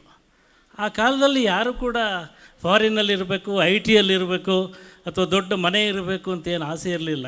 ಏನು ಆಸೆಗಳಿರಲಿಲ್ಲ, ಯಾರನ್ನು ತೋರಿಸಿದ್ರು ಮದುವೆ ಆಗ್ತಿದ್ರು. ಬಟ್ ಈ ಸಿನಿಮಾ ಇವ್ರದ್ದು ಬಂದ ಮೇಲೆ ಒಂದು ಪ್ರಶ್ನೆ ಕೇಳೋಕ್ಕೆ ಶುರು ಮಾಡಿದ್ರು, can you love like Anant Nag? ಇದು ಹೆಣ್ಮಕ್ಕಳಿಗೆ ಇವರು ಕಲಿಸಿಕೊಟ್ಟ ಪಾಠ. ಈ ಒಂದು ಪ್ರಶ್ನೆಯಿಂದ ಕಂಗಾಲಾಗಿ ಮದುವೆ ಆಗದ ಹುಡುಗರು ಇದ್ದಾರೆ ನನ್ನ ವಯಸ್ಸಿನವರು. How is that possible? ಎಷ್ಟು ಪ್ರೇಮ ಚಿತ್ರಗಳು, ಎಷ್ಟು ಪ್ರೇಮ ಕಥೆಗಳು, ಎಷ್ಟು ವೆರೈಟಿಯಾಗಿ ಆ ಹಾಡುಗಳ ಮೂಲಕ ಆಕಾಶದಿಂದ ದರಗಿಳಿದರಂಬೆಯಿಂದ ಹಿಡಿದು ಈಗ ಕನಸಲು ನೀನೇ ಮನಸ್ಸಲು ನೀನೇ ತನಕ, ಇಬ್ಬನಿಕರಾಗಿತ್ತು, ಒಲವೇ ಬದುಕು, ಎಷ್ಟು ಹಾಡುಗಳು, ಎಷ್ಟು ಇದು. ನನಗೆ ಒಂದು ಅಂದರೆ, ನಾವು ಯಾವತ್ತು ಬೆಂಗಳೂರಲ್ಲಿ ಓಡಾಡೋ ದಿನಗಳಲ್ಲಿ ಶಂಕರ್ನಾಗ್ ಬಗ್ಗೆ ಮಾತಾಡ್ತೀವಿ. ಶಂಕರ್ನಾಗಿದ್ದರೆ ಒಂದು ಏನೋ ಫೋರ್ಸ್, ಅದು ಒಂದು ಶಕ್ತಿ ಅಂತೇಳಿ. ನನಗೆ ಅನಂತನಾಗ್ ಅವ್ರ ಹತ್ರ ಮಾತಾಡಿದಾಗ ನನ್ನ ತಮ್ಮ ಶಂಕರ ಓದಿದ ಮೇಲೆ ಅನ್ನಿಸ್ತು, ಶಂಕರ್ನಾಗ್ ಒಂದು ಕ್ರಿಯಾಶಕ್ತಿಯಾದರೆ ಅನಂತನಾಗ್ ಒಂದು ಸಂಕಲ್ಪ ಶಕ್ತಿ. ಇದು ಎರಡೂ ಇಲ್ಲದೆ ಹೋಗಿದ್ದರೆ ಅಷ್ಟು ದೊಡ್ಡ ಸಾಧನೆ ಮಾಡಲಿಕ್ಕೆ ಸಾಧ್ಯ ಆಗ್ತಿರಲಿಲ್ಲ. ಅವರಿಬ್ಬರೂ ಸೇರಿ ಕನ್ನಡಕ್ಕೆ ಕೊಟ್ಟಂಥ ಹೊಸತನಗಳು, ಹೊಸ ಸಿನಿಮಾಗಳು, ಸೀರಿಯಲಲ್ಲಿ ಮಾಲ್ಗುಡಿ ಡೇಸಲ್ಲಿ ಮಾಡಿದಂಥ ಸಾಧನೆಗಳು, ಇದೆಲ್ಲ ನೋಡ್ತಾ ಬಂದರೆ ನಾವು ಎಷ್ಟು ಒಳ್ಳೆ ಟೈಮಲ್ಲಿ ಬದುಕಿದ್ದೀವಿ, ಇಂಥ ಒಳ್ಳೆಯ ಎಂಟರ್ಟೈನ್ಮೆಂಟ್ ಮತ್ತು ಚಿಂತನೆ ಇದೆ ಅಂತೇಳಿ. ನಾನು ಹೇಳ್ತಾ ಇರ್ತೀನಿ, ನಾವು ಇವತ್ತು ಬಹಳ ದೊಡ್ಡ ನಟರನ್ನು ಮಾತಾಡಿಸ್ತೀವಿ, ಬಹಳ ದೊಡ್ಡ ನಟರ ಜೊತೆ ಇರ್ತೀವಿ. ನಾನು ಫಸ್ಟ್ ಟೈಮ್ ಅನಂತನಾಗ್ ಮನೆಗೆ ಹೋದಾಗ ನನ್ನನ್ನು ಕರ್ಕೊಂಡು ಹೋದವರು, ಇಲ್ಲೆಲ್ಲೋ ಇದೆ ಅವ್ರ ಮನೆ, ನೋಡಿ ಸ್ವಲ್ಪ ನೋಡಿ ಬಾ ಅಂದರು. ನಾನು ಅಲ್ಲಿ ಹೋಗಿ ನೋಡಿದ್ರೆ ಇದಲ್ಲ ಸರ್ ಅವ್ರ ಮನೆ ಅಲ್ಲ. ಅದು ಯಾಕೆ ಅಂತ ಒಂದೇ ಒಂದು ಫೋಟೋ ಇಲ್ಲ ಸರ್. ಎಲ್ಲ ಸ್ಟಾರ್ಗಳ ಮನೆಯಲ್ಲಿ ಅವರು ಸ್ಟಾರ್ಗಳಿಗೆ ಬಚ್ಚಿ ಹಿಡ್ಕೊಂಡಿರೋದು, ಕೂತಿರೋದು, ನಿಂತಿರೋದು 50 ಫೋಟೋ ಇರುತ್ತೆ. ಅನಂತನಾಗ್ ಅವರ ಮನೆಯಲ್ಲಿ ಒಂದೇ ಒಂದು ಅನಂತನಾಗ್ ಅವರ ಫೋಟೋ ಇಲ್ಲ. ಅಂದರೆ ತನ್ನ ಸಿನಿಮಾ ಬೇರೆ, ತನ್ನ ಜೀವನ ಬೇರೆ. ಅವ್ರ ಹತ್ರ ಕೇಳಿದೆ, ಸರ್ ಫೋಟೋ ಹಾಕಿಲ್ಲಲ್ಲ ಅಂತ. ನಮ್ಮ ಫೋಟೋನೇ ನಾವು ಎಷ್ಟು ಸಲ ನೋಡಿದೆ ಅಂದ್ರೆ ಅವರು. ಆಮೇಲೆ ಈ ಕಾರ್ಯಕ್ರಮಕ್ಕೆ ಕರೆದಾಗ ಅವರು ಸುಲಭವಾಗಿ ಬರಲಿಲ್ಲ. ಹೇಳಿದರು, ಅವರಿಗೆ ಪದ್ಮಭೂಷಣ ಬಂದ ನಂತರ ಸುಮಾರು 50 ಕಾರ್ಯಕ್ರಮಗಳು ಆಗಬೇಕಾಗಿತ್ತು. ಆದರೆ ಅವರು ಯಾವ ಕಾರ್ಯಕ್ರಮಕ್ಕೂ ಹೋಗ್ಲಿಕ್ಕೆ ಒಪ್ಪಲಿಲ್ಲ. ಯಾಕಂದರೆ ನಾನು ಅಲ್ಲಿ ಹೋಗೋದು, ನನ್ನನ್ನು ಸನ್ಮಾನ ಮಾಡೋದು, ಅದಕ್ಕೆ ಜನ ಬರೋದು, ಅವ್ರಿಗೆ ಏನು ಸಿಗುತ್ತೆ? ಒಂದು ಕಾರ್ಯಕ್ರಮ ಮಾಡಿದರೆ ಅವರಿಗೆ ಏನಾದರೂ ಟೇಕ್ ಹೋಮ್ ಇರಬೇಕು, ಒಳ್ಳೆಯ ಹಾಡು ಇರಬೇಕು. ಈ ಕಾರ್ಯಕ್ರಮ ಮಾಡೋ ಮುಂಚೆ ನಾವು 25 ಪ್ರೋಗ್ರಾಮ್ ಹೇಗೆ ಮಾಡಿದ್ದೀವಿ ಅಂತ ಅದನ್ನು ನೋಡಿ ಮಾತಾಡಿ, ಈ ಕಾರ್ಯಕ್ರಮಕ್ಕೆ ಒಂದು ರಿಹರ್ಸಲಿಗೆ ಬಂದು, ಯಾರು ಬರೋಲ್ಲ ರಿಹರ್ಸಲ್ಗೆ, ಹಾಡುವವರು ಬರ್ತಾರೆ, ಬಟ್ ಅವ್ರು ರಿಹರ್ಸಲಿಗೆ ಬಂದು ನಮ್ಮ ಜೊತೆ 5-6 ಗಂಟೆ ಇದ್ದು, ಇವತ್ತು ನಾವು ನೋಡಿದ್ದೀವಿ ಕಾರ್ಯಕ್ರಮ ಸ್ಟಾರ್ಟ್ ಆದಮೇಲೆ ಬಂದವ್ರು ನೋಡಿದ್ದೀವಿ. ಇವರು 1 ಗಂಟೆಗೆ ಬಂದಿದ್ದಾರೆ ಇವತ್ತು. 1 ಗಂಟೆಯಿಂದ 5 ಗಂಟೆ ತನಕ ಒಳಗೆ ಕೂತು ರಿಹರ್ಸಲ್ ಮಾಡಿದ್ದಾರೆ. ಸುಮ್ಮನೆ ಆಗಲ್ಲ ಸರ್, ಅನಂತನಾಗ್ ಅಂದರೆ ಸುಮ್ಮನೆ ಆಗಲ್ಲ. ಅದಕ್ಕೆ ಒಂದು ಶ್ರದ್ಧೆ ಬೇಕು, ಒಂದು ಸಾರ್ಥಕತೆಯ ಒಂದು ದೊಡ್ಡ ದರ್ಶನ ಬೇಕಾಗತ್ತೆ. ಆ ದರ್ಶನದಿಂದ ಅವರು ಆದವರು. ಹೀಗಾಗಿ ಅವರನ್ನು ಇವತ್ತಿಲ್ಲಿ ಈ ಕಾರ್ಯಕ್ರಮದಲ್ಲಿ ನೋಡುವುದು, ಅವರು 3 ಗುಣಗಳು. ನಾನು ವಿವೇಕ್ ಹತ್ರ ಮಾತಾಡ್ತಿದ್ದಾಗ ಕೇಳಿದೆ, ಮಾವನಲ್ಲಿ ಏನು ಇಷ್ಟ ಅಂತೇಳಿ. ಅವ್ರು ಹೇಳೋರು ಸಿಂಪ್ಲಿಸಿಟಿ ಭಾಳ ಇಷ್ಟ ನನಗೆ ಅಂತ. ಆಮೇಲೆ ನೀವು ಏನು ಮಾತಾಡ್ತೀರಿ ಅಂತ ಕೇಳಿದೆ, ವಿ ಟಾಕ್ ಪೊಲಿಟಿಕ್ಸ್ ಅಂದರು. ಅನಂತ್ನಾಗ್ ಅವರು ನಿಮ್ಮ ಜೊತೆ 10 ನಿಮಿಷ ಮಾತಾಡಿದರೆ 10 ನಿಮಿಷ ನಿಮ್ಮ ಜೊತೆಗೇ ಇರ್ತಾರೆ ಅಂತ. ನಾವ್ಯಾರೋ ಮಾತಾಡುವಾಗ ಆ ಮಾತಾಡುವ ಜೊತೆ ಇರಲ್ಲ, ನಮ್ಮ ಮೊಬೈಲ್ ನೋಡ್ತಾ ಇರ್ತೀವಿ ಅಥವಾ ಇನ್ನೇನೋ ಯೋಚನೆ ಮಾಡ್ತಾ ಇರ್ತೀವಿ. ತನ್ನನ್ನು ಪೂರ್ತಿಯಾಗಿ ಕೊಟ್ಟುಕೊಳ್ಳುವ ಗುಣ ಅವರಲ್ಲಿದೆ. ಅದು ಬಹಳ ದೊಡ್ಡ ಗುಣ ಅದು ಇವತ್ತು. If he talks to you for 10 minutes, that 10 minutes is yours. ಎಲ್ಲೂ ಡಿವೇಟ್ ಆಗಲ್ಲ, ಎಲ್ಲೂ ಬೇರೆ ಕಡೆ ಹೋಗಲ್ಲ. ಸೊ ಅವರ 3 ಗುಣಗಳನ್ನು ನಾನು ಹೇಳ್ಬಿಡ್ತೀನಿ. ಒಂದು, he is the thinking star, ಕನ್ನಡದ ಮೊದಲ ಥಿಂಕಿಂಗ್ ಸ್ಟಾರ್. ಅಂದರೆ ನಮ್ಗೆ ಆ ಕಾಲದಲ್ಲಿ ಅವ್ರ ಹತ್ರ ಒಂದು ಅರ್ಧ ಗಂಟೆ ಮಾತಾಡಿದ್ರೆ, ನಾವೆಲ್ಲ ಸಿನಿಮಾ ಜರ್ನಲಿಸ್ಟ್ ಆಗಿ ಅವ್ರ ಹತ್ರ ಹೋಗ್ತಿದ್ದವರು, ಅವ್ರ ಹತ್ರ ಹೋಗ್ಲಿಕ್ಕೆ ಸಂಭ್ರಮ. ಒಂದು ಅರ್ಧ ಗಂಟೆ ಮಾತಾಡಿದರೆ ನಮಗೊಂದು 10 ಪುಸ್ತಕಗಳು ಓದಿದಷ್ಟು ಪಾಠ ಸಿಗ್ತಾಯಿತ್ತು. ಎರಡನೇದು, ಈಸ್ ದ ರೈಟಿಂಗ್ ಸ್ಟಾರ್. ಅವರ ಪುಸ್ತಕ ಓದಿರ್ಬೋದು, ನನ್ನ ತಮ್ಮ ಶಂಕರ, ಇಲ್ಲದೇ ಸಿಗುತ್ತೆ ಇಲ್ಲಿ ಹೊರಗಡೆ ತೊಗೊಂಡು ಓದಿ. ಎಷ್ಟು ಚೆನ್ನಾಗಿ ಅವರ ಬದುಕನ್ನು ಎಷ್ಟು ಅದ್ಭುತವಾಗಿ ವಿವರಿಸಿದ್ದಾರೆ ಅಂತೇಳಿ. ಮೂರನೇ ಅವರ ಬಹಳ ದೊಡ್ಡ ಗುಣ ಎಂದರೆ, ತಾನು ಏನಾಗಿದ್ದೀನೋ ಅದು ತಾನು ಏನೂ ಅಲ್ಲ ಅಂತ, ಎಲ್ಲವನ್ನು ಸಂತನಂತೆ ಬಿಟ್ಟು ಹೊರಡುವ. ನಾನು ಅವರನ್ನು ಒಂದು ಡೈಲಾಗ್ ಬರೆದಾಗ ಸಂತೆಯಲ್ಲಿ ನಿಂತ ಸಂತ ಅಂತ ಬರೆದಿದ್ದೆ. ಅಂದರೆ ಇಷ್ಟೆಲ್ಲ ಇತ್ತು, ರಾಜಕಾರಣ ಇತ್ತು, ಸಿನಿಮಾ ಇತ್ತು, ಇವತ್ತು ಸಾವಿರಾರು ಆಫರ್ಗಳಿವೆ. ಅದನ್ನೆಲ್ಲ ಬಿಟ್ಟು ತನಗೆ ಏನು ಬೇಕೋ ಅದನ್ನು ಆರಿಸಿಕೊಂಡು ಸಂತೋಷವಾಗಿರುವಂಥ ಬಹಳ ದೊಡ್ಡ ಗುಣ ಅವರಲ್ಲಿದೆ. ಇದಕ್ಕೋಸ್ಕರ ಅವರನ್ನು ಅಭಿನಂದಿಸ್ತಾ, ಈ ಕಾರ್ಯಕ್ರಮಕ್ಕೆ ಅವರ ಮನೆಯವರು ಬಂದಿದ್ದಾರೆ, ಗಾಯತ್ರಿ ಮೇಡಮ್ ಬಂದಿದ್ದಾರೆ, ಅದಿತಿಯವರು ಬಂದಿದ್ದಾರೆ, ವಿವೇಕ್ ಬಂದಿದ್ದಾರೆ, ಮತ್ತು ಬಹಳ ದೊಡ್ಡವರು ಬಂದಿದ್ದೀರಿ. ಅವರನ್ನು ಬಲ್ಲವರು ಬಂದಿದ್ದೀರಿ, ಅವ್ರ ಜೊತೆ ನಟಿಸಿದವರು ಬಂದಿದ್ದೀರಿ. ಎಲ್ರಿಗೂ ಈ ಸಂಜೆ ವಂದನೆಗಳನ್ನ ಹೇಳ್ತಾ ಹಾಡನ್ನು ಮುಂದುವರಿಸಿ ಮಾತನ್ನು ನಿಲ್ಲಿಸ್ತೀನಿ. Ananth sir, thank you for honouring us by ಇವತ್ತು ಈ ಕಾರ್ಯಕ್ರಮಕ್ಕೆ ಬಂದಿದ್ದು ಒಂದು. ಎರಡನೇದು, ನಮ್ಮ ಹುಡುಗರ ಜೊತೆ ಹುಡುಗನಾಗಿ ಬೆರೆತು ಈ ಹಾಡುಗಳಲ್ಲಿ ನೀವು ಭಾಗವಹಿಸಿದ್ದು. ಅಂದರೆ it's lot of things to say. Thank you very much. Thank you sir. ಅವರು ನಮ್ಮ ಜೊತೆ ಹುಡುಗರಾಗಲಿಲ್ಲ, ನಾವು ಅವ್ರ ಜೊತೆ ಸೇರಿ ಮತ್ತೆ ಹುಡುಗರಾಗಿದ್ವಿ. ಆಮೇಲೆ ತುಂಬ ಸೊಗಸಾಗಿ ಹೇಳಿದ್ರು, ಅವರು ಬದುಕಿನಲ್ಲಿಯೂ ನಟಿಸಲಿಲ್ಲ, ತೆರೆಯ ಮೇಲೂ ನಡೆಸಲಿಲ್ಲ, ತೆರೆಯಲ್ಲಿ ಕಾಣಿಸಿಕೊಂಡ್ರು ಅಂತ. ಅನಂತ್ನಾಗ್ ಅವರಂತೆ ಬದುಕಲು, ಅವರಂತೆ ಸಂಕಲ್ಪದೊಂದಿಗೆ ಮುನ್ನಡೆಯಲು ಅದೊಂದು ತಪಶಕ್ತಿಯೇ ಬೇಕು ಅಂತ ನನಗೂ ಕೂಡ ಮೊನ್ನೆಯಿಂದ ಅವರ ಜೊತೆಗೆ ಇದ್ದ ಅನುಭವದಲ್ಲಿ ಹೇಳುವಂಥದ್ದು. ಜೋಗಿಯವರ ಪ್ರೀತಿಯ ಮಾತುಗಳಿಗೆ ತಮ್ಮ ಉತ್ತರ.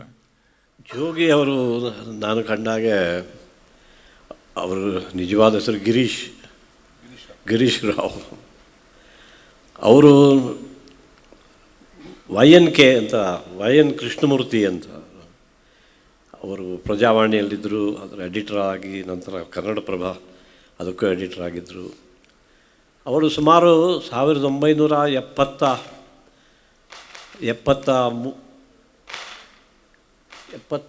71, 72ನೇ ಇಸ್ವಿಯಲ್ಲಿ ಅವರ ಪರಿಚಯ ಆಯಿತು ನನಗೆ. ಬೆಂಗಳೂರಿಗೆ ಬಂದಾಗ ನನಗೆ ಮುಂಬೈನಲ್ಲೇ ಅವರು ಹೇಳಿ ಕಳಿಸಿದ್ದಾರೆ, ನೀನು ಬಂದು ಅವರನ್ನು ಭೇಟಿ ಆಗಬೇಕು ಅಂತ. YN ಕೃಷ್ಣಮೂರ್ತಿ ಅಂತ, YNK ಅಂತ ಅವರನ್ನು ಕರೆಯೋರು. ಅವರು ನನ್ನನ್ನು ಮೊದಲು ಗುರುತಿಸಿ ನನ್ನನ್ನು ಮುನ್ನಡೆಸಿದವರು. ಅವರ ಜೊತೆಯಲ್ಲೇ ನನಗೆ ಗಿರೀಶ್ ಕಾರ್ನಾಡ್ರ ಪರಿಚಯ ಆಗಿದ್ದು, GV ಅಯ್ಯರ್ ಅವರ ಪರಿಚಯ ಆಗಿದ್ದು, ನಂತರ ನಾನು ಸಿನಿಮಾ ರಂಗಕ್ಕೆ ಬಂದಿದ್ದು. ಅವರು ನನ್ನನ್ನು ಮಾತ್ರವಲ್ಲ, ಅನೇಕ ಜನರು, ನನ್ನ ತಮ್ಮನನ್ನಗೂ ಕೂಡ ಗಿರೀಶ್ ಕಾರ್ನಾಡ್ರ ಒಂದಾನೊಂದು ಕಾಲದಲ್ಲಿ ಚಿತ್ರದಲ್ಲಿ ನಟಿಸೋದಕ್ಕೆ ಅವರೇ ಕಾರಣಕರ್ತರು. ಹೀಗಾಗಿ ಎಷ್ಟೋ ನಿರ್ದೇಶಕರು, ಎಷ್ಟೋ ಬರಹಗಾರರು, ಎಷ್ಟೋ ಕವಿಗಳು, ಎಷ್ಟೋ ಪೇಂಟರ್ಸು, ಆರ್ಟಿಸ್ಟು, ಎಷ್ಟು ಜನ, ಸುಮಾರು 1000 ಜನನ ಒಂದು ಲಾಂಚ್ ಮಾಡೋಕ್ಕೆ YNK ಕಾರಣಕರ್ತರು ಅಂತ ಹೇಳಿದರೆ ಅತಿಶಯೋಕ್ತಿ ಅಲ್ಲ ಅನ್ನೋದನ್ನು ನಾನು ಈ ಸಂದರ್ಭದಲ್ಲಿ ಹೇಳ್ತೇನೆ. ಅಂಥ ಆ ಗುರುಗಳ ಶಿಷ್ಯ ನಮ್ಮ ಜೋಗಿ. ನಾನು ಅವರು ಇಷ್ಟು ಸುಂದರವಾಗಿ ಮಾತಾಡಬಲ್ಲರು ಅನ್ನೋದನ್ನು, ಯಾಕಂದರೆ ಬಹಳ ಸಂಕೋಚದವರು, ಎಷ್ಟು ಹೆಚ್ಚಾಗಿ ಅವರು ಎಲ್ಲೂ ಹೆಚ್ಚು ಮಾತಾಡೋದಿಲ್ಲ. ಅವರು ಕೂತು ಬರೆಯೋ ಅಂಥವ್ರು. ಅದು ಇವತ್ತು ಬಂದು ಅವರು ಮಾತಾಡಿದ್ದು ಇದು ಇಟ್ಸ್ 100ರಲ್ಲಿ 99.99 ಕೊಟ್ಟಾಗ ಆಗಿದೆ. Thank you sir. YNK ಅವರ ಮೂಲಕ ಕನ್ನಡಕ್ಕೆ ಬಂದವರು ಅನಂತ್ನಾಗ್. ಆ ಘಟನೆ ಏನು ಅನ್ನೋದ್ರ ಬಗ್ಗೆ ನಾನು ಮುಂದೆ ಮಾತಾಡ್ತೀನಿ. ಅನಂತ್ನಾಗ್ ಅವರ ಮತ್ತೊಂದು ಭಿನ್ನ ಶೇಡ್ನ ಚಿತ್ರ ನಾನಿನ್ನ ಬಿಡಲಾರೆ. ಅದರ ಒಂದು ರೊಮ್ಯಾಂಟಿಕ್ ಸಾಂಗ್, ನಾನು ನೀನು ಒಂದಾದ ಮೇಲೆ. ಒನ್ಸ್ ಅಗೇನ್ ವಿಜಯ್ ಡೈರೆಕ್ಟ್ ಮಾಡಿದ ಸಿನಿಮಾ ಇದು. ರಾಜನ್ ನಾಗೇಂದ್ರ ಅವರ ಸಂಗೀತ ಇತ್ತು, ಚಿ ಉದಯಶಂಕರ್ ಅವರ ಬರಹ ಇತ್ತು, ಎಸ್ ಪಿ ಬಾಲಸುಬ್ರಹ್ಮಣ್ಯಂ ಮತ್ತು ಎಸ್ ಜಾನಕಿ ಅವರು ಸುಶ್ರಾವ್ಯವಾಗಿ ಹಾಡಿದಂಥ ಈ ಗೀತೆಯನ್ನು ಇದೀಗ ಪ್ರಸ್ತುತಪಡಿಸ್ತಾರೆ.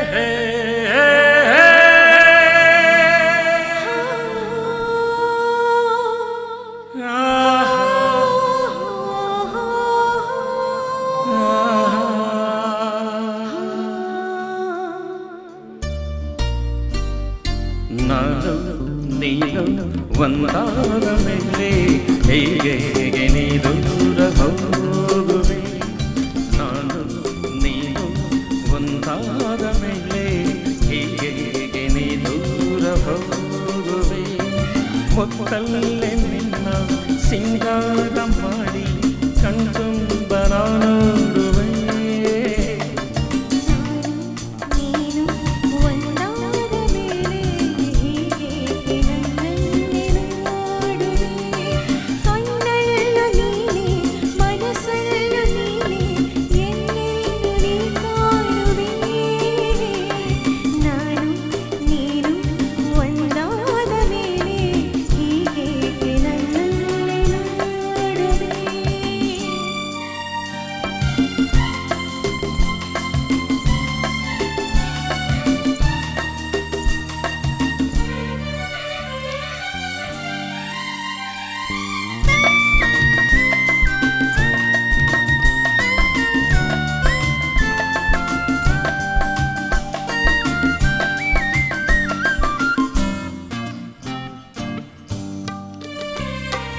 ನನಗಾಗಿ ಹೆಣ್ಣಾಗಿ ಬಂದೆ, ನನ್ನಲ್ಲಿ ನಿನ್ನಾಸೆ ತಂದೆ, ಹಗಲಲ್ಲಿ ಇರುಳಿಲ್ಲ ನಿನ್ನಲ್ಲೇ ಮನದಲ್ಲ, ನೆನಪಲ್ಲೇ ನಾ ಸೋತು ಹೋದೆ. ಸಂಗಾತಿ ನೀನಾಗಿ ಬಂದೆ, ಸಂತೋಷ ಬಾಳಲ್ಲಿ ತಂದೆ, ಹಗಲಲ್ಲಿ ಇರುಳಲ್ಲಿ ಮನವೆಲ್ಲ ನಿನ್ನಲ್ಲಿ, ನೆನಪಿಂದ ನಾನೊಂದು ಹೋದೆ. ಇನ್ನೊಂದು ಈ ಚಿಂತೆ ನಿನಗಿಲ್ಲವೇ, ನಾನು ನೀನು ಒಂದಾದ ಮೇಲೆ ಹೀಗೆ ನೀ ದೂರ ಹೋಗುವೆ, ಮುತ್ತಲ್ಲೇ ನಿನ್ನ ಸಿಂಗಾರ ಮಾಡಿ ಕಣ್ತುಂಬ ನೋಡುವೆ, ನಾನು ನೀನು ಒಂದಾದ ಮೇಲೆ ಹೀಗೆ ನೀ ದೂರ ಹೋಗುವೆ.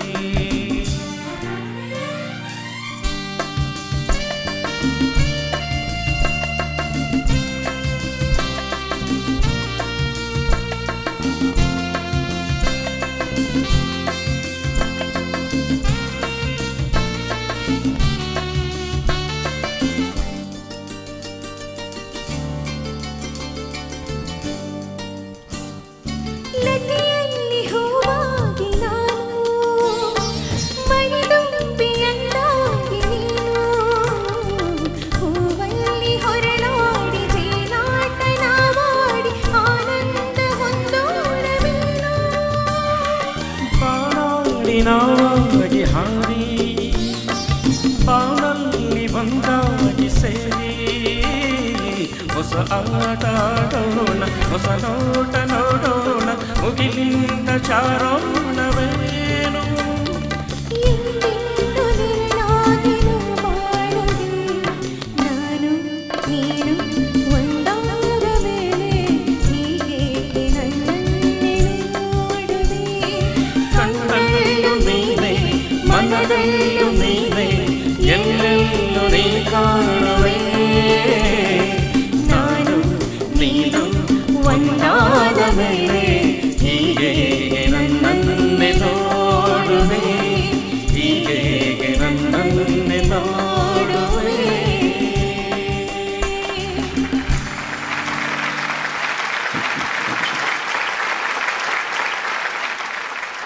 ಮುಂಬಯಿಯ ಸಹಾಯಾರ್ಥದ ನಾಟಕಗಳ ನಂತರ ತಾವು ಕನ್ನಡ ಸಿನಿಮಾ ರಂಗಕ್ಕೆ ಬರ್ತೀರಿ. ಐ ಥಿಂಕ್ ನಿಮ್ಮ ಸಿನಿಮಾ ಎಂಟ್ರಿಯೇ ಕನ್ನಡದಿಂದನೇ ಆಗಿದ್ದು ಅಂತ ನಾನು ಭಾವಿಸ್ತೀನಿ. ಸಂಕಲ್ಪದ ಮೂಲಕ ಕನ್ನಡಿಗರ ಕಣ್ಣಿಗೆ ತಾವು ಬಿದ್ದಿದ್ದು ಹೇಗೆ ಸರ್? ವಯನ್ಕೆ ಅವರ ಗಮನಕ್ಕೆ ತಾವು ಬಂದಿದ್ದು ಹೇಗೆ? ವಯನ್ಕೆ ನಿಮ್ಮನ್ನು ಗುರುತಿಸಿದ ಆ ಘಟನೆ ಏನು ಸರ್? ಮುಂಬೈನಲ್ಲಿ ಕನ್ನಡ ನಾಟಕ ಕನ್ನಡ ಕಲಾಕೇಂದ್ರ ಅಂತ ಇದೆ. ಇವತ್ತು ಆ ಸಂಸ್ಥೆ ಕೂಡ 50 ವರ್ಷಗಳನ್ನು ಆಚರಿಸಿಕೊಂಡಿದೆ. ವಾರ್ಷಿಕ 5-6 ನಾಟಕಗಳನ್ನು ಅವರು ಆಡಿಸುವವರು. ಆ ಸಂದರ್ಭದಲ್ಲಿ ಗಿರೀಶ್ ಕಾರ್ನಾಡ್ ಯಯಾತಿ ನಾಟಕದಲ್ಲಿ ನಾನು ಪುರೂರ್ವ ಮಗನ ಪಾತ್ರ ಮಾಡಿದ್ದೆ. ಅವನು ತನ್ನ ತಂದೆಗೆ ತನ್ನ ತಾರುಣ್ಯವನ್ನೇ ಧಾರೆ ಎರೆದು ಬಿಡಿಸ್ಕೊಡ್ತಾನೆ. ಆ ರೀತಿ ಅದರ ಕುರಿತು ಅದರಲ್ಲಿ ಅವನು ತರುಣ, ತಂದೆ ಬೇರೆ ಯಾರ ಮಗನೂ ಒಪ್ಪೋದಿಲ್ಲ, ಈತ ಒಪ್ಕೊಂಡು ಕೊಡ್ತಾನೆ. ಆವಾಗ ಆತನ ಪತ್ನಿ ಅವಳು ಹೇಳ್ತಾನೆ, ಇದು ನನ್ನನ್ನು ಕೇಳದೆ ನೀನು ಹಾಗೆ ಕೊಡೋಕ್ಕಾಗೋದಿಲ್ಲ ಅನ್ನೋದು. That is the challenge. ಆ ರೀತಿ ಒಂದು ನಾಟಕವನ್ನು ಅದರಲ್ಲಿ ನಾನು ಪುರೂರ್ವ ಆತನ ಪಾತ್ರ ಮಾಡಿದ್ದೆ. ಅದು ಬಹಳ ಜನ ಗಮನಿಸಿದರು. ವಯನ್ಕೆಯವರು ಅದರ ರಿವ್ಯೂ ಓದಿ ನನ್ನನ್ನು ನೋಡಿ ಬರೆದಿದ್ದಾರೆ ಅಂತ ಹೇಳಿ. ಅದು ಬೆಂಗಳೂರಲ್ಲಿ ಮುಂಬೈ ನಾಟಕದ ರಿವ್ಯೂ ನೋಡಿ ಕರೆಸಿ ಸಂಕಲ್ಪ ಚಿತ್ರದಲ್ಲಿ ನಾನು ಮಾಡಿದೆ. ನಂತರ ಹಂಸಗೀತೆ GVI ಅದಕ್ಕೆ ಒಂದು ಥರ ಇವ್ರಿಗೆ ಮಾರ್ಗದರ್ಶಿಗಳಾಗಿ ವಯನ್ಕೆ ಮತ್ತು ಗಿರೀಶ್ ಕಾರ್ನಾಡ್ ಮತ್ತು GVI ಅವರು ಇದ್ರ ಸಂಕಲ್ಪ ಚಿತ್ರಕ್ಕೆ. ನಂತರ ಹಂಸಗೀತೆ ಅವರು ತಗೊಂಡಾಗ GVI ಅವರೇ ನಿರ್ದೇಶಕರಾದರು. ಅದಕ್ಕೆ TG ಲಿಂಗಪ್ಪನವರ ಸಂಗೀತ ಆಯಿತು. ಅದಕ್ಕೆ ನಮ್ಮ ದಿವಂಗತ ಪಂಡಿತ ಬಾಲಮುರಳಿ ಕೃಷ್ಣರವರು ಸುಮಾರು 20 ಹಾಡುಗಳನ್ನು ಹಾಡಿದ್ದಾರೆ. ನನ್ನಿಂದ ಚಿತ್ರರಂಗದಲ್ಲೇ ಮೊದಲ ಹಿನ್ನೆಲೆ ಗಾಯನ ಸಿಕ್ಕಿದ್ದು ಅಂಥ ಬಾಲಮುರಳಿ ಕೃಷ್ಣ ಹಂಸಗೀತೆ. ಹೌದು, ಆ ಹಾಡನ್ನು ನಾವು ಕೂಡ ಕೇಳುವ ಆಸೆ ಇದೆ. ಅದನ್ನು ನಾವ್ಯಾರು ಹಾಡೋಣ ಅಂತ ಅಂದ್ಕೊಂಡ್ರೆ ಆಮೇಲೆ ಅನಂತನಾಗ್ ಅವರೇ ಆ ಹಾಡನ್ನು ಹಾಡಿದ್ರೆ ಹೇಗಿರುತ್ತೆ ಅಂತ ನಾವು ಭಾವಿಸ್ತೀವಿ.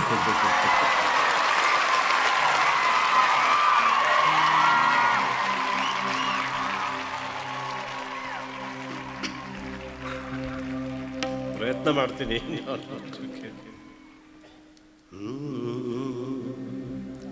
ಹಿಮಾದ್ರಿ ಸುತೆ ಪಾಹಿ ಮಾಂ ವರದೆ ಪರದೇವತೆ. ಹಿಮಾದ್ರಿ ಸುತೆ ಪಾಹಿ ಮಾಂ ಪರದೇವತೆ. ಹಿಮಾದ್ರಿ ಸುತೆ ಪಾಹಿ ಮಾಂ ಸುವೇಂದ್ರು ಮಧ್ಯ ವಾಸಿನಿ. ಸುವೇಂದ್ರು ಮಧ್ಯ ವಾಸಿನಿ ಶ್ರೀಕಾಮಾಕ್ಷಿ. ಸುವೇಂದ್ರು ಮಧ್ಯ ವಾಸಿನಿ ಶ್ರೀಕಾಮಾಕ್ಷಿ.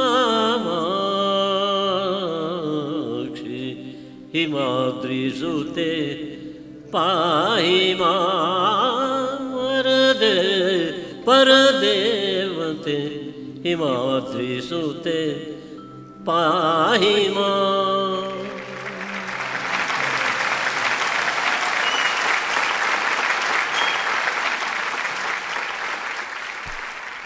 ನಾವು ಅನಂತ್ ಸಾರ್ ಬಗ್ಗೆ ಕೇಳಿರದ ಹಲವು ಘಟನೆಗಳಲ್ಲಿ ಇದು. ಆನಂದಾಶ್ರಮದ ದಿನಗಳಲ್ಲಿ ತಾವು ಸಂಗೀತವನ್ನು ಅಭ್ಯಾಸವನ್ನು ಮಾಡಿದವರು, ತಬಲಾ ಕೂಡ ಸೊಗಸಾಗಿ ನುಡಿಸ್ತಾರೆ. ಅವರು ನಾವೆಲ್ಲರೂ ಟಿವಿಯ ಕಾರ್ಯಕ್ರಮಗಳಲ್ಲಿ ನೋಡಿರ್ತೀರಿ. ಸಂಗೀತ ಅವರಿಗೆ ಅವರ ಸಹೋದರರಿಗೆ ಒಲಿದ ವಿದ್ಯೆ.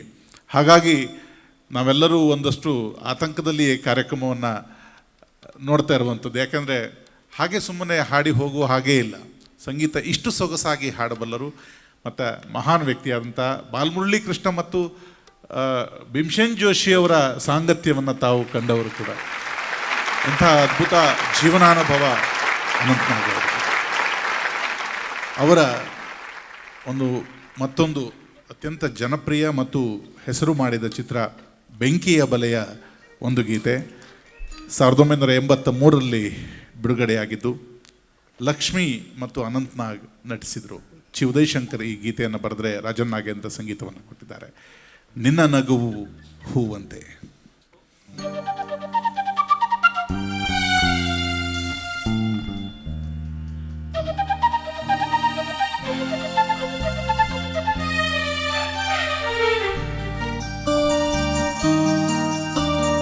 ನಿನ್ನ ನಗುವು ಹೂವಂತೆ, ನಿನ್ನ ನುಡಿಯು ಹಾಡಂತೆ, ಬದುಕಿನ ಅನುಕ್ಷಣ ನಮಗೆ ಸಂತೋಷವೇ.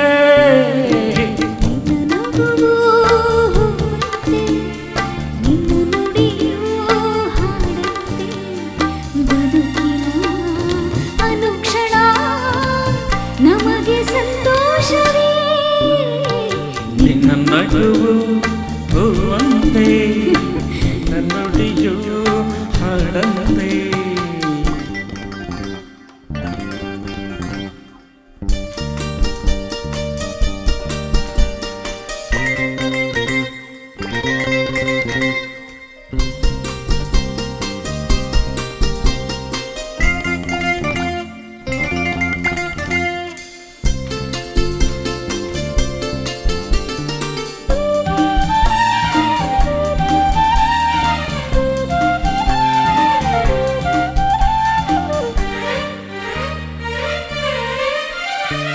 ಹರುಷ ಹರುಷ ಎಲ್ಲೆಂದು ಜೊತೆಗೆ ನೀನೆ.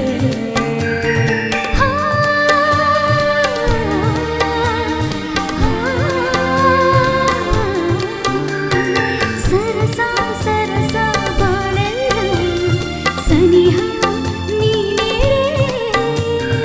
ನಿನ್ನ ಮಾತಿಗೆ ನಿನ್ನ ಪ್ರೇಮಕ್ಕೆ ನಾ ಸೋತು ಹೋದೆನು. ನಿನ್ನ ಸ್ನೇಹಕ್ಕೆ ನಿನ್ನ ಪ್ರೀತಿಗೆ ಮೂಗಾಗಿ ಹೋದೆನು. ನನ್ನನ್ನೇ ಮರೆತೆನು. ನಿನ್ನ ನಗುವು ಹೂವಂತೆ, ನಿನ್ನ ನುಡಿಯು ಹಾಡಂತೆ, ಬದುಕಿನ ಅನುಕ್ಷಣ ನಮಗೆ ಸಂತೋಷವೇ. ನಿನ್ನ ನಗುವು ಹೂವಂತೆ, ನಿನ್ನ ನುಡಿಯು ಹಾಡಂತೆ. ಆ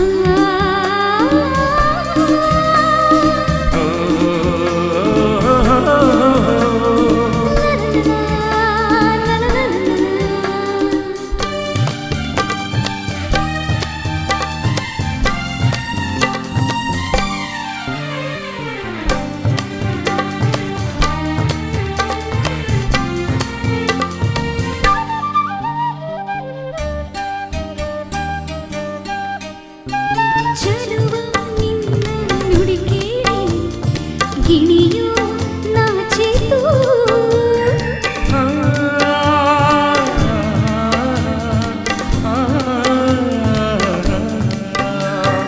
ಚೆಲುವೆ ನಿನ್ನ ನಡೆ ನೋಡಿ ನವಿಲು ಕುಣಿಯಿತು. ನಗು ನಗುತ್ತಾ ನೀ ಬರಲು ಹೊಸ ಆಸೆ ಚಿಮ್ಮಿತು. ನಿನ್ನ ಕಣ್ಣಿನ ಮಿಂಚು ನೋಡಲು ಮನಬೇಕೋ ಬೆಚ್ಚಿತು. ಜಗವನ್ನೇ ಮರೆಸಿತು. ನಿನ್ನ ನಗುವು ಹೂವಂತೆ, ನಿನ್ನ ನುಡಿಯು ಹಾಡಂತೆ, ಬದುಕಿನ ಅನುಕ್ಷಣ ನಮಗೆ ಸಂತೋಷವೇ. ನಿನ್ನ ನಗುವು ಹೂವಂತೆ, ನಿನ್ನ ನುಡಿಯು ಹಾಡಂತೆ, ನಿನ್ನ ನುಡಿಯು ಹಾಡಂತೆ.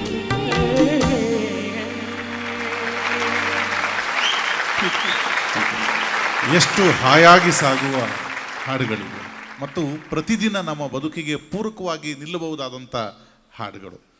ಹೀಗೆ ಇಂತಹ ನೂರಾರು ಗೀತೆಗಳ ಕೊಟ್ಟಂಥ ಅನಂತ್ ನಾಗ್ ಅವರ ಚಿತ್ರದ ನಾಯಕಿಯೂ ಹೌದು, ಬದುಕಿನ ನಾಯಕಿಯೇ ಹೌದು. ಶ್ರೀಮತಿ ಗಾಯತ್ರಿ ಅನಂತನಾಗ್ ಅವರು ಬಂದಿದ್ದಾರೆ. ಮೇಡಮ್ ನಮಸ್ತೆ. ಕಾರ್ಯಕ್ರಮಕ್ಕೆ ನಮಗೆ ಪ್ರೀತಿಯ ಸ್ವಾಗತ. ಹಾಗೆ ಅವರ ಮಗಳು ಅದಿತಿ ನಾಗ್ ಶೆಟ್ಟಿ ಬಂದಿದ್ದಾರೆ.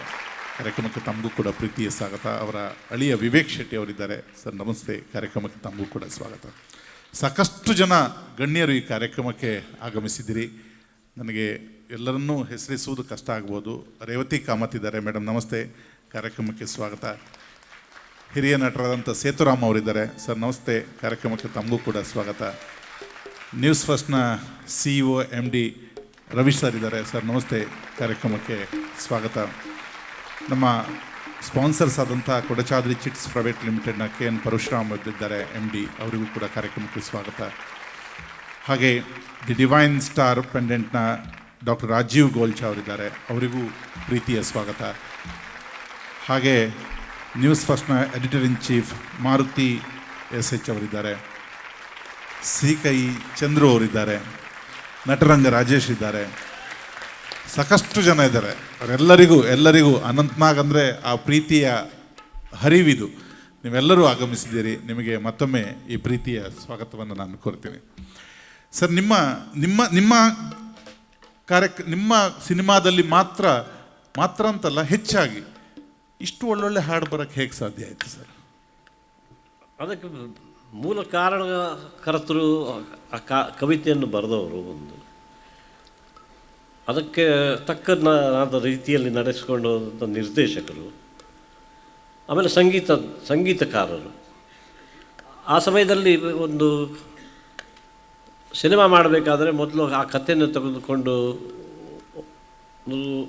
ಸ್ಕ್ರಿಪ್ಟ್ ಅಂತ ಮಾಡಿದ ನಂತರ ಅವರೆಲ್ಲರೂ ಒಂದು ಕಡೆ ಕೂತ್ಕೊಂಡು ಮ್ಯೂಸಿಕ್ ಡೈರೆಕ್ಟರು, ರೈಟರ್ಸು, ಕವಿ, ಆ ಸನ್ನಿವೇಶವನ್ನು ಯೋಚನೆ ಮಾಡಿ ಅದಕ್ಕೆ ತಕ್ಕಂತೆ ಹಾಡುಗಳನ್ನು ಬರೆದು ರಾಗ ಸಂಯೋಜನೆ ಮಾಡೋರು, ಅದರ ನಂತರ ಸಾಂಗ್ ರೆಕಾರ್ಡಿಂಗ್ ಮಾಡೋರು. ಅದಾದ ನಂತರ ಚಿತ್ರೀಕರಣಕ್ಕೆಲ್ಲ. ಆಮೇಲೆ ಅದಕ್ಕೆ ಚಿತ್ರಕಥೆಗೆ ಪೂರಕವಾದ ಯಾವ ಹಾಡುಗಳಿದ್ದಾವೋ ಅವುಗಳನ್ನು ಆದಷ್ಟು ಅವರು ಅದನ್ನು ಬರೆಸಿ ಅದನ್ನು ಸೃಷ್ಟಿಸಿ ಮಾಡ್ತಿದ್ರು. ಅದಕ್ಕೆ ಎಲ್ಲರ ಪ್ರಯತ್ನ ಇರ್ತಿತ್ತು. ಆಮೇಲೆ ಅದನ್ನು ಒಂದು ಸಾಮಾನ್ಯವಾಗಿ ಇದು ಯಾರಿಗೆ ಅವಸರ ಮಾಡಬಾರ್ದು. ಅದರಲ್ಲಿ ಯಾರು ಮಾಡೋದು ಕೂಡ ತಳಿ ಇದು ಓಕೆ, ಇದು ಸರಿ, ಇನ್ನೊಂದು ಟ್ರೈ ಮಾಡುವ ಅಂತ ಹೇಳಿ ಬೇರೆ ಆ ರೀತಿ 3 4 5 ದಿವಸ ಕೂತು ಅದ್ರ ಮೇಲೆ ಕೆಲಸ ಮಾಡಿ ನಂತರ ಆಮೇಲೆ ಆ ರೀತಿ ಆಗ ಸಂಗೀತಕ್ಕಷ್ಟು ಪ್ರಾಧಾನ್ಯತೆ ಇತ್ತು. ಮತ್ತು ಸಂಗೀತದಿಂದಲೇ ಅನೇಕ ಚಿತ್ರಗಳು ಜನರನ್ನು ಆಕರ್ಷಿಸಿ ಜನರು ಬರ್ತಿದ್ದರು. ಅದು ಅಂಥ ಚಿತ್ರಗಳು ನಾನು ದಕ್ಕಿದ್ದು ನನ್ನ ಭಾಗ್ಯ ಅಂತ. ಆಮೇಲೆ ಆ ಸಮಯದಲ್ಲಿ ಸಾಮಾನ್ಯ ಎಲ್ಲ ನಮ್ಮ ನಾಯಕರ ಪಾತ್ರ ಮಾಡುವವರೆಲ್ಲರೂ ಈ ಥರದ ಪಾತ್ರಗಳನ್ನು ಮಾಡುತ್ತಲೇ ಕೆಲವು ಸ್ವಲ್ಪ ಮ್ಯಾನ್ಲಿ ಆ್ಯಕ್ಷನ್ ಓರಿಯೆಂಟೆಡ್ ರೋಲ್ ಪಾತ್ರ ಮಾಡಬೇಕು ಅಂತ ಎಲ್ಲ ಮೇಜರ್ ಹೀರೋಸು ಅದನ್ನು ಬಯಸ್ತಿದ್ರು. ಅವರೆಲ್ಲ ಆ ಕಡೆ ತಿರುಗಿದಾಗ ಬೇರೆಯವರೆಲ್ಲ ನಿರ್ದೇಶಕರು, ಕವಿಗಳು, ಸಂಗೀತಕಾರರು ಎಲ್ಲ ನನ್ನ ಕಡೆ ತಿರುಗಿದ್ರು. ಹಾಗಾಗಿ ಆ ಥರದ ಹಾಡುಗಳು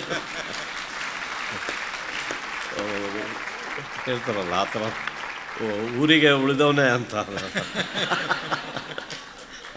ಹಾಗೆ ಆಗಿತ್ತು. ಬಟ್ ಆ ಹಾಡುಗಳು ಬಹುತೇಕವಾಗಿ ಹಾಡುಗಳಿದ್ರೇ ವಿಶೇಷವಾಗಿ ಮಹಿಳೆಯರಿಗೆ, ಹೆಣ್ಣುಮಕ್ಕಳಿಗೆ ಇಷ್ಟ ಆಗುವುದು ಸಿನಿಮಾಗಳು. ಅದು ಆ್ಯಂಡ್ ನಮ್ಮ ಇಲೆಕ್ಷನಲ್ಲಾಗಲಿ ಸಿನಿಮಾಗಳಲ್ಲಾಗಲಿ 50-55% ಮಹಿಳೆಯರಿದ್ರೇ ಅದು ಯಶಸ್ವಿ ಆಗೋದು. ಅದು ನನ್ನ ಒಂದು ಲೆಕ್ಕಾಚಾರ. ಆ ಕಾಲಕ್ಕೆ ಲಂಕೇಶ್ ಪತ್ರಿಕೆಯಲ್ಲಿ ಒಂದು ಓದುಗರ ಅಭಿಪ್ರಾಯ ಭಾರಿ ಸುದ್ದಿ ಮಾಡಿತ್ತು ಸರ್.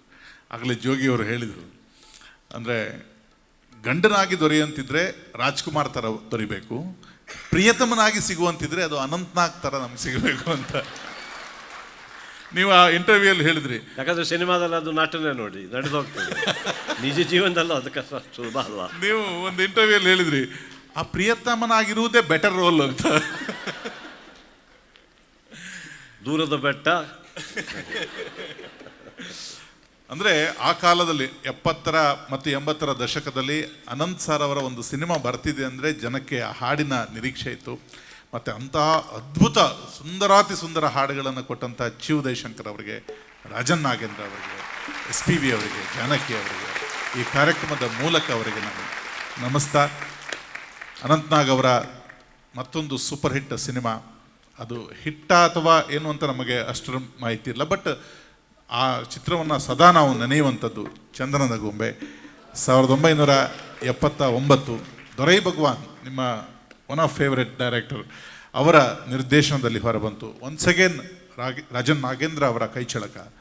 ಅದರ ಒಂದು ಸುಂದರ ಗೀತೆ, ಮನೆಯನ್ನು ಬೆಳಗಿದೆ ಇಂದು ಸುಖ ತಂದು.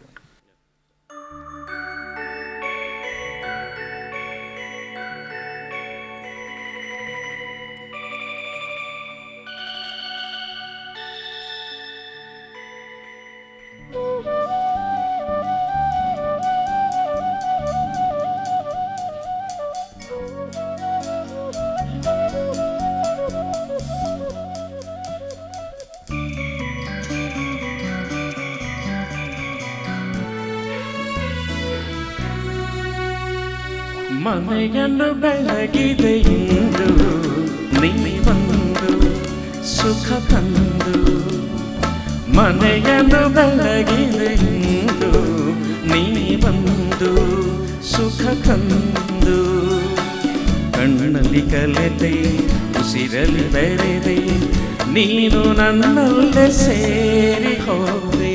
ಮನವನ್ನು ತುಂಬಿದೆ ಇಂದು ನೀ ಬಂದು ಹಿತ ತಂದು, ಕಣ್ಣಲ್ಲಿ ಕಲಿತೆ ಉಸಿರಲಿ ಬೆರೆತೆ ನೀನು ನನ್ನಲ್ಲಿ ಸೇರಿ ಹೋದೆ. ಮನೆಯನ್ನು ಬೆಳಗಿದೆ ಎಂದು ನೀ ಬಂದು ಸುಖ ತಂದು.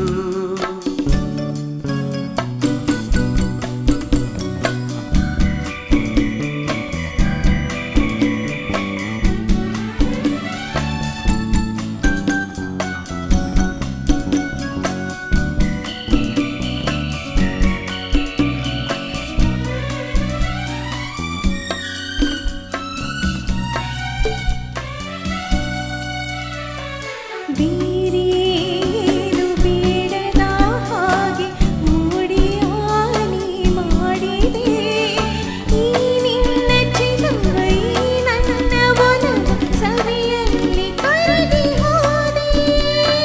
ಬೇರೆ ಏನು ಕಾಣದ ಹಾಗೆ ಮಾಯವ ನೀ ಮಾಡಿದೆ, ಈ ನಿನ್ನ ರೂಪ ನನ್ನದೆಯ ದೀಪ ಅಂದಂದೆ ಸೋತು ಹೋದೆ. ನಾನಂತೆ ಸೋತು ಹೋದೆ, ಮನವನ್ನು ತುಂಬಿದೆ ಇಂದು ನೀ ಬಂದು ಹಿತ ತಂದು. ಕಣ್ಣಲ್ಲಿ ಕಲೆತೆ ಉಸಿರಲಿ ಬೆರೆತೆ ನೀನು ನನ್ನಲ್ಲಿ ಸೇರಿ ಹೋದೆ, ಮನವನ್ನು ತುಂಬಿದೆ ಇಂದು ನೀ ಬಂದು ಹಿತ ತಂದು.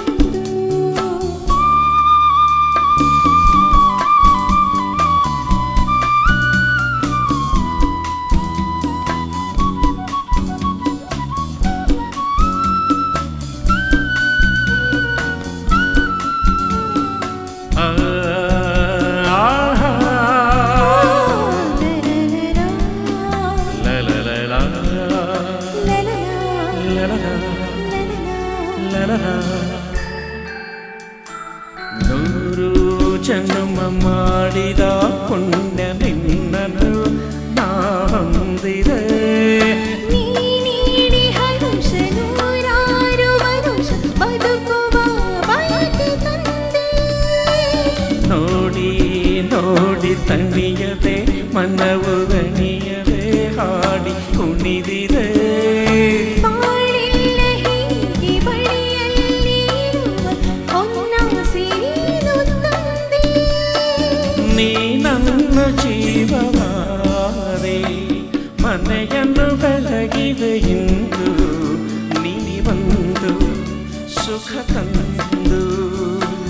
ಕಣ್ಣಲ್ಲಿ ಕಲಿತೆ ಉಸಿರಲ್ಲಿ ಬೆರೆದೆ ನೀನು ನನ್ನಲ್ಲಿ ಸೇರಿ ಹೋದೆ ಮನವನ ತುಂಬಿದೆ ಎಂದು ನೀ ಬಂದು ಹಿತ ತಂದು ಲಾ ಲಾ ಲಾ ಲಾ ಲಾ ಲಾ ಲಾ.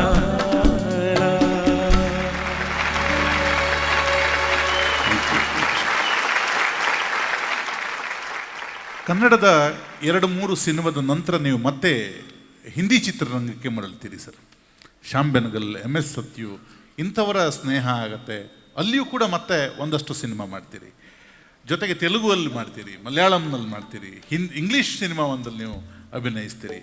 ಕನ್ನಡದಿಂದ ಮತ್ತೆ ಮುಂಬೈನತ್ತ ಪಯಣ ಆಗಿದ್ದು ಹೇಗೆ? ಅಂಥ ಲೆಜೆಂಡ್ರಿ ಡೈರೆಕ್ಟರ್ಗಳ ಕಣ್ಣಿಗೆ ಬಿದ್ದಿತ್ತಾವು ಹೇಗೆ? ಈ ಎಲ್ಲ ನೀವು ಹೇಳಿದ ಎಲ್ಲ ಚಿತ್ರಗಳನ್ನು ಮಾಡುವಾಗ ಅದಕ್ಕೆ ಸಮಾನಾಂತರವಾಗಿ ನಾನು ಕನ್ನಡ ಚಿತ್ರಗಳನ್ನು ಮಾಡ್ತಾನೇ ಇದ್ದೆ. ಶ್ಯಾಮ್ ಬೆನಗಲ್ ಅಂತ ಅವ್ರ ಜೊತೆ ಸಂಕಲ್ಪ ಇದು ಮಾಡಿದ ನಂತರ ಅಲ್ಲಿ ಮೊದಲ ಅಂಕುರ್, ನಿಶಾಂತ್, ಮಂಥನ್ ಇವೆಲ್ಲ ಕಲಾತ್ಮಕ ಚಿತ್ರಗಳು. ಅದರಲ್ಲೂ ಮೊದಲಲ್ಲಿ ಅವರದೆಲ್ಲ ಏನು ಲೆಫ್ಟಿಸ್ಟ್ ಅಂತ ಅಂತಾರೆ, ಆ್ಯಂಟಿ ಎಸ್ಟಾಬ್ಲಿಷ್ಮೆಂಟ್ ಲೆಫ್ಟಿಸ್ಟ್ ಆ ಥರ. ಇಲ್ಲಿ ಒಟ್ಟು ಸತ್ಯವರ ಜೊತೆ ಇಲ್ಲೇ ಕನ್ನಡದಲ್ಲೇ ಮಾಡಿದ್ರು. ಕನ್ನೇಶ್ವರ ರಾಮ, ಆಮೇಲೆ ಬರ ಅಂತ ಹಾಗಾಗಿ ಅವೆಲ್ಲ ಎಕ್ಸ್ಪೆರಿಮೆಂಟಲ್ ಫಿಲ್ಮ್ಸ್ಗಳು. ಅದು ಅವರು ಕರೆದಾಗ ಹೋಗಬೇಕಾಗ್ತಿತ್ತು.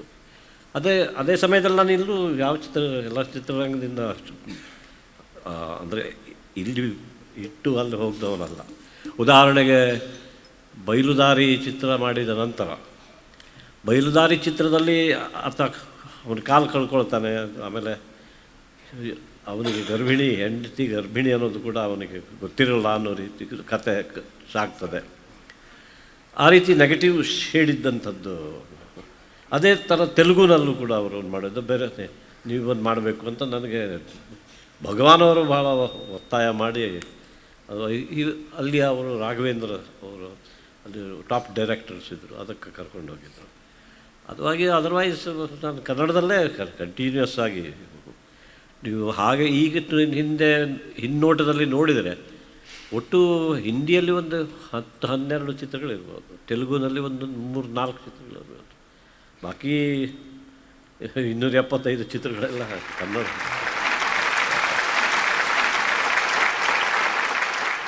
ಬಯಲುದಾರಿಯನ್ನು ನೆನಪು ಮಾಡಿಕೊಂಡ್ರಿ.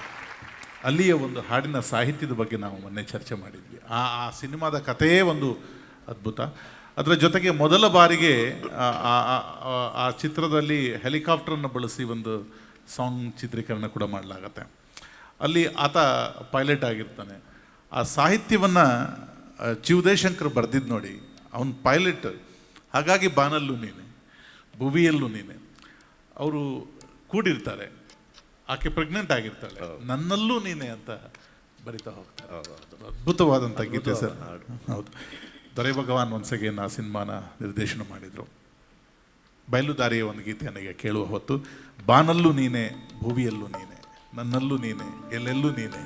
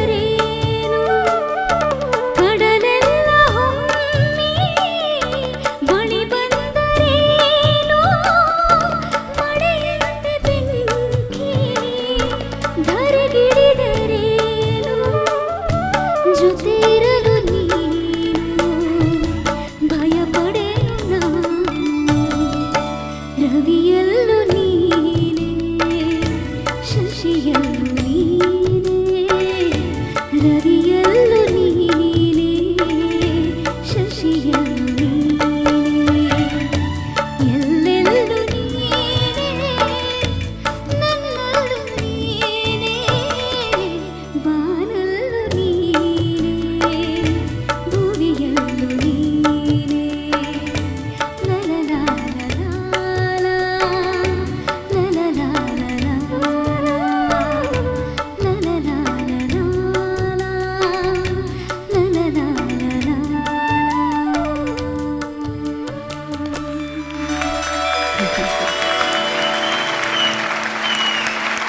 ಶ್ರುತಿ ಬೀಬಿ, ಜೋರಾದ ಚಪ್ಪಾಳೆ. ಅದ್ಭುತವಾಗಿ, ಎಷ್ಟು ಸುಶ್ರಾವ್ಯವಾಗಿ ಇದೆ.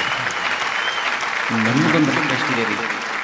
ಇಡೀ ನಮ್ಮ ಸಂಗೀತ ಕ್ಷೇತ್ರದಲ್ಲಿ ಕೆಲವು ಜನ ಸ್ತ್ರೀಯರು ಕೊಳಲು ನುಡಿಸೋದು.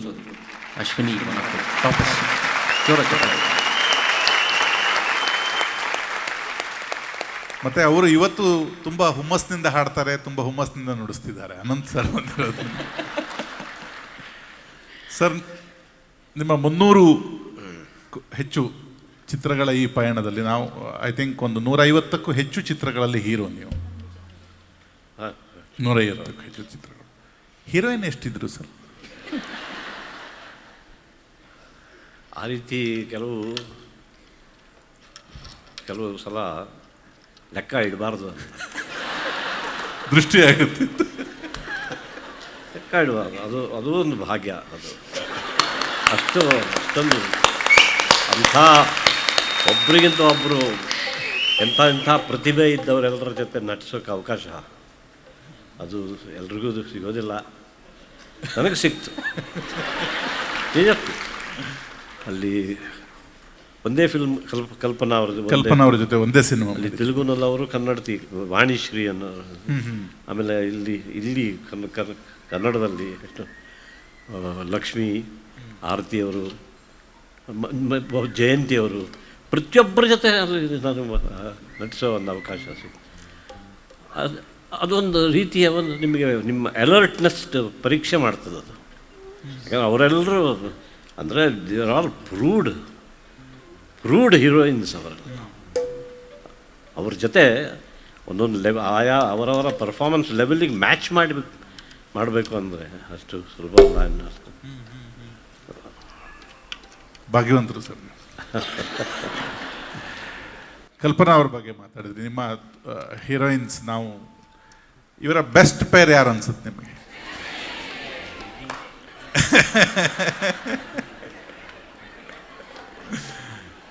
ಗಾಯತ್ರಿ, ಲಕ್ಷ್ಮಿ. ಸುಮಾರು 15 ಚಿತ್ರಗಳು ನೀವು ಲಕ್ಷ್ಮಿ ಅವರು ಒಟ್ಟಿಗೆ ನಟಿಸಿದ್ದು.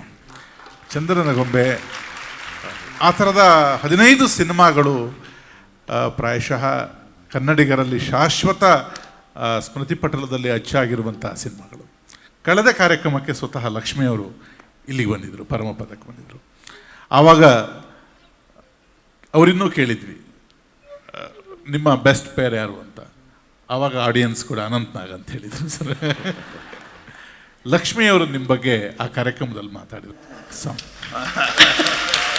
That he also used to tell me, I'm a great fan of yours. I said, shut up, I am the great fan of yours. I only said it first, Anantanta. He is he's not an actor. He behaves. ಇದನ್ನು ಕನ್ನಡದಲ್ಲಿ ಹೇಳೋಕ್ಕೆ ದಯವಿಟ್ಟು ಬರ್ತಾ ಇಲ್ಲ, ತಪ್ಪು ತಿಳ್ಕೊಬೇಡಿ. He behaves as the character. ಅದು ಭಾಳ ಕಡಿಮೆ. He's one of my, I can say my favorite actor. ಅವರು ನಟಿಸೋದಿಲ್ಲ ಅಂತ, ಅವರು ಸಹಜವಾಗಿಯೇ ಇರ್ತಾರೆ ತೆರೆ ಮೇಲೆ ಅನ್ನುವಂಥದ್ದು. ಜೋಗಿಯವರು ಏನು ಅಭಿಪ್ರಾಯವನ್ನು ವ್ಯಕ್ತಪಡಿಸ್ತಾರೋ ಅದೇ ಅಭಿಪ್ರಾಯವನ್ನು ಅವರು ಕೂಡ ವ್ಯಕ್ತಪಡಿಸ್ತಾರೆ. ಭಗವಾನ್ ಅವರು ಕೂಡ ನಿಮ್ಮ ಬಗ್ಗೆ ಅಂಥದ್ದೇ ಒಂದು ಕಮೆಂಟ್ ಕೊಟ್ಟಿದ್ರು. ಶೂಟಿಂಗ್ ನಡೆಯುವಾಗ ಅನಂತ್ ಅಭಿನಯಿಸ್ತಾರೆ ಅಂತಂದರೆ ಇಷ್ಟೇನಾ ಅನಿಸ್ಬಿಡುತ್ತೆ ನಮಗೆ. ಆದರೆ ಕ್ಯಾಮರಾದ ಕಣ್ಣುಗಳ ಆ ಪದರಗಳಲ್ಲಿ ಅವರ ಅಭಿನಯ ದಾಖಲಾಗತ್ತೆ. ಅವರ ಅಭಿನಯ ಬರಿಗಣ್ಣಿಗೆ ಸುಲಭಕ್ಕೆ ಕಾಣೋದಂತಲ್ಲ, ಕ್ಯಾಮರಾವೇ ನಮಗೆ ತಿಳಿಸ್ಬೇಕು ಅವರ ಅಭಿನಯ ಏನು. ಭಾಳ ಇಂಟ್ರೆಸ್ಟಿಂಗ್ 2 ಅನೆಕ್ಡೋಟ್ಸ್ ಇವೆ. ಓಕೆ. ಒಂದು ಲಕ್ಷ್ಮಿ ಅವ್ರ ಜೊತೆನೆ ಅವ್ರ ಜೊತೆ ನಾನಿನ್ನ ಬಿಡದಾರೆ ಮೊದಲ ಚಿತ್ರ. ಅದರಲ್ಲಿ ಕೆಲವು ಸನ್ನಿವೇಶಗಳಿದ್ದವು. ಆ ಸನ್ನಿವೇಶದಲ್ಲಿ ಒಂದರಲ್ಲಿ ಒಂದು ಹಾಡಿನ ಸನ್ನಿವೇಶ, ಇನ್ನೊಂದು ಒಂದು ದೃಶ್ಯದ ಭಾಳ ಕಷ್ಟಕರವಾದ ದೃಶ್ಯದ. ಆವಾಗ ಅವರು ಒಂದು ಸಲಹೆ ಕೊಡಲಾ ಅಂತ ಕೇಳಿದರು. ಮೊದಲ ಸಲ ಕೊಡಿ ಹೇಳಿ ಅಂತ ಆಮೇಲೆ ಮತ್ತೊಂದು ಸಲ ಇದು ಅಂದರು. ನೀವು ಯಾಕೆ ಹೀಗೆ ಯೋಚನೆ ಮಾಡ್ತಿದ್ದೀರಿ? ನಾನು ರಂಗಭೂಮಿಯಿಂದ ಬಂದವನು. ನಮಗೆ ಮಹಿಳೆಯರಂದ್ರೆ ಅದರ ಸಜೆಷನ್ ಕೊಟ್ಟರು ಅಥವಾ ಏನೋ ಸಹಾಯ ಮಾಡಿದರು ಅಂದರೆ ಅದರಲ್ಲಿ ಏನೋ ಕೀಳರಿಮೆ ಇಲ್ಲ. ನಾನು ನಿಜ ಹೇಳಬೇಕು ಅಂದರೆ ನಿಮ್ಮನ್ನು ನಿಮ್ಮ ಮೊದಲ ಬಹಳ ಚಿತ್ರ ಮಲಯಾಳಂ ಫಿಲ್ಮಲ್ಲಿ ಅವರು ಚಟ್ಟಕ್ಕಾರಿ ಫಿಲ್ಮು ನಾನು ನಾಟಕ ರಂಗದಲ್ಲಿದ್ದೆ, ಒಂದು 2 ನಾಟಕಗಳನ್ನು ಮಾಡಿದ್ದೆ ಅಷ್ಟೇ. ಇದು ಬೆಂಗಳೂರಿಗೆ ಬಂದಾಗ ಅನೇಕರು ಹೇಳಿದರು, ಸ್ವಲ್ಪ ಸ್ನೇಹಿತರು ನಾನು ಕರ್ಕೊಂಡು ಹೋದರು. ಆ ಚಟ್ಟಕ್ಕಾರಿ ಫಿಲ್ಮ್ ನೋಡಿ ಅದನ್ನೇ ನಂತರ ಅದು ಹಿಂದಿಯಲ್ಲೂ ಮಾಡಿದರು. ಚಟ್ಟಕ್ಕಾರಿ ಅಂದರೆ ಒಂಥರ ಆಂಗ್ಲೋ ಇಂಡಿಯನ್ ಅಂತ ಆ ರೀತಿ ಅದು ಆ ಭಾಷೆಯಲ್ಲಿ ತಮ್ಮ ಮಲಯಾಳಂ ಭಾಷೆಯಲ್ಲಿ ಅವರಿಗೆ. ಸೊ ನಾನು ಹೇಳಿದೆ, ನೀವು ಆ ಚಿತ್ರ ನಾನು ಒಂದು ಸಲ ನೋಡೋಕ್ಕೆ ನೋಡಿದ್ದೆ, ಎಷ್ಟು ಚೆನ್ನಾಗಿ ಮಾಡಿದ್ದೀರಿ, ಎಷ್ಟು ಚೆಂದ ಕಾಣ್ತಿದ್ರಿ.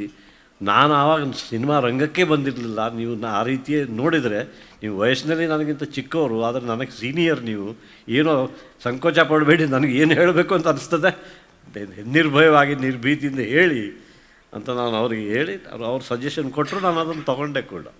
ಓಕೆ ಓಕೆ ಓಕೆ ಓಕೆ ಹೌದು.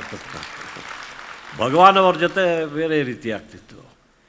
ಅಂದರೆ ಇಲ್ಲಿ ಎಲ್ಲ ಕಡೆ ಭಾರತದಲ್ಲಿ ಸ್ವಲ್ಪ ನಾಟಕ ರಂಗದಿಂದೆಲ್ಲ ಬಂದವರು ನಾಟಕೀಯವಾಗಿ ಮಾಡೋದು ಅನ್ನೋದು ಆವಾಗಿನ ಹಳೆಯ ಕಾಲದಲ್ಲಿ 50s 60s 70s ಆಲ್ಸೋ ನಾಟಕೀಯವಾಗಿ ಸ್ವಲ್ಪ ಮಾಡೋದಿತ್ತು ಮಾಡೋದು.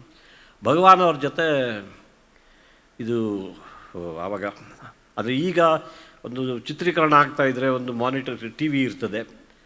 ಡೈರೆಕ್ಟರ್ ಟಿ ವಿ ಮುಂದೆ ಕೂತ್ಕೊಂಡು ಕೂಡ ಅದನ್ನು ನಿರ್ದೇಶನ ಮಾಡಬಲ್ಲರು. ಆವಾಗ ಒಂದು ಕ್ಯಾಮೆರಾ ಕಣ್ಣಿಂದ ನೋಡೋರು ಕ್ಯಾಮ್ರಾಮನ್ ಮಾತ್ರ. ಡೈರೆಕ್ಟ್ರು ಅದರ ಪಕ್ಕದಲ್ಲಿ ನಿಂತ್ಕೊಂಡು ನೋಡಬೇಕಾಗ್ತಿತ್ತು. ಭಗವಾನ್ ಅವರು ಹೇಳೋರು ಆ್ಯಕ್ಷನ್. ಸೊ ನಾನು ಮಾಡಿದೆ. ಆಯಿತಾ? ಹ್ಞೂ ಮಾಡಿದ್ರಾ? ಹಾಂ ಅಂದೆ. ನಮ್ಗೆ ಕಾಣಲೇ ಇಲ್ಲ ಅಂದರು. ಅಂದರೆ ಅಲ್ಲ, ನೀವು ನಟಿಸೋದು ನಮಗೆ ಗೊತ್ತೇ ಆಗೋದಿಲ್ಲ. ಹೌದಾ? ಇದು ಪದೇ ಒಂದು ದಿವಸ ಭಾಳ ಸಲ ಆಯಿತು. ಕಡೆಗಿಂದ ಮಧ್ಯಾಹ್ನದಷ್ಟಕ್ಕೆ ನಾನು ಹೇಳಿದೆ, ಭಗವಾನ್ ಅವರೇ, ಯಾಕೋ ನಿಮಗೆ ನನ್ನ ನಟನೆ ಇಷ್ಟ ಆಗ್ತಿಲ್ಲ. ಒಂದು ಕೆಲಸ ಮಾಡುವ, ತಾವು ಇನ್ನೊಬ್ಬ ನಟ 4 ಮಾಡೋ ಹಾಗಿದ್ರೆ ನನ್ನ ಏನು ಅಭ್ಯಂತರ ಇಲ್ಲ. ಆದರೆ ನೀವೊಂದು ಸಲ ಏನಾಗ್ತಿದೆ ಅಂತ ಅಟ್ಲೀಸ್ಟ್ ಗೊತ್ತಾಗಲಿ ನನಗೆ ಅಂತ. ಅದಕ್ಕೆ ನೀವು ಆವಾಗ ತಕ್ಷಣ ನೋಡೋಕೆ ಸಿಗ್ತಿರ್ಲಿಲ್ಲ. ರಶ್ ಪ್ರಿಂಟ್ ಅಂತ ಹಾಕಬೇಕಾಗ್ತಿತ್ತು.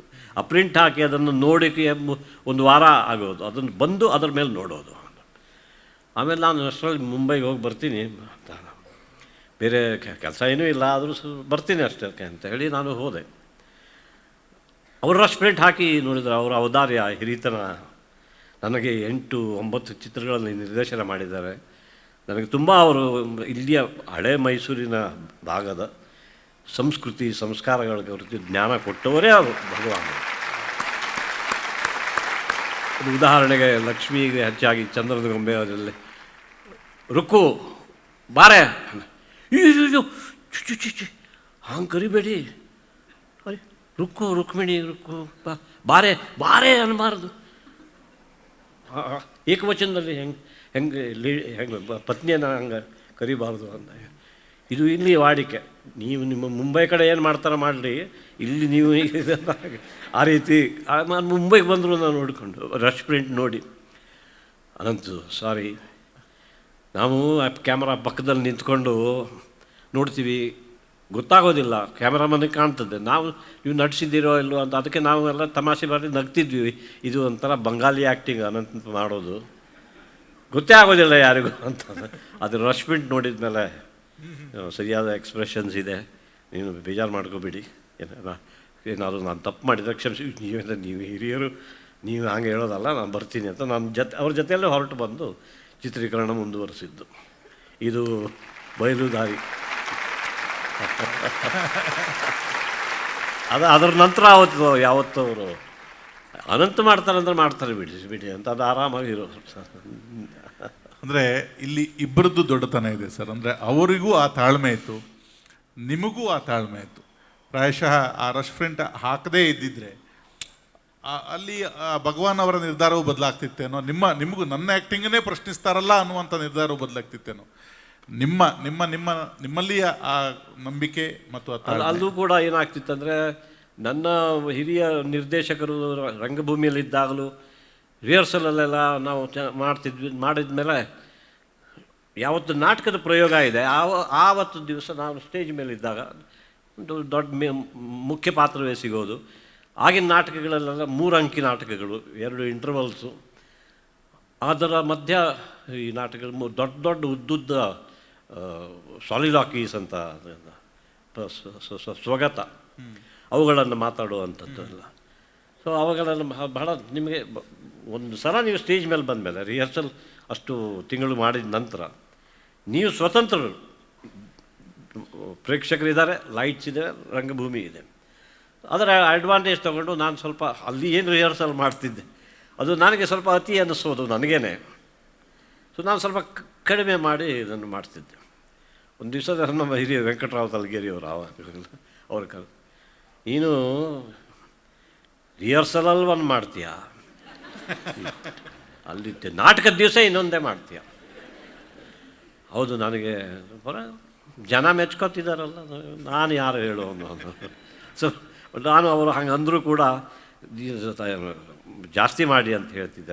ಇಲ್ಲ ನೀನು ಮಾಡು, ಜನರಿಗೆ ಇಷ್ಟ ಆಗ್ತಾ ಇದೆ, ಹೇಳಿದೆ ಅಷ್ಟೇ ಅಂತ. ಅದು ಅನುಭವ ಇತ್ತು ನನಗೆ. ಅದಕ್ಕೆ ಭಗವಾನ್ ಅವರು ಹಾಗಂದಾಗ ನಾನು ಬೇಸರ ಮಾಡಿಕೊಳ್ಳಿ. ಕಾನ್ಫಿಡೆನ್ಸ್ ಇತ್ತು ನಿಮ್ಮಲ್ಲಿ. ಅದಕ್ಕೆ ಲಕ್ಷ್ಮಿ ಹೇಳಿದ್ದು ಸರಿಯೇ, ಅವ್ನು ನಟಿಸೋದಿಲ್ಲ ಅಂತ, ಹೀಗೆ ವರ್ತಿಸ್ತಾನೆ ಅಂತ.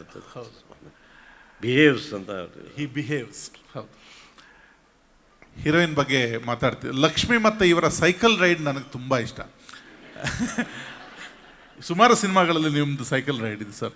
ಅದು ಒಂದು ಸರ್ತಿ ಲಕ್ಷ್ಮಿ ಈ ಕಡೆ ಕೂತ್ಕೊಂತ, ಈ ಕಡೆ ಬಾರ್ ಮೇಲೆ ಕಾಲು ಈ ಕಡೆ ಹಾಕೊಂತ, ಇನ್ನೊಂದು ಸೈಡ್ ಅದು ಯೂಶ್ವಲಿ ಈ ಲೆಫ್ಟ್ ಸೈಡ್ ಹಾಕೊಂಡಾಗ ಅದು ಬ್ಯಾಲೆನ್ಸೇ ಸಿಗೋದಿಲ್ಲ. ಆದರೂ ನೀವು ಚೆನ್ನಾಗಿ ಸೈಕಲ್ ರೈಡ್ ಮಾಡ್ತಿದ್ರಿ. ನಾನು ಲೆಫ್ಟ್ ಸೈಡಲ್ಲೂ ಸ್ಟ್ರಾಂಗ್ ಇದ್ದೀನಿ, ಇಲ್ಲ ರೈಟ್ ಸೈಡಲ್ಲಿ.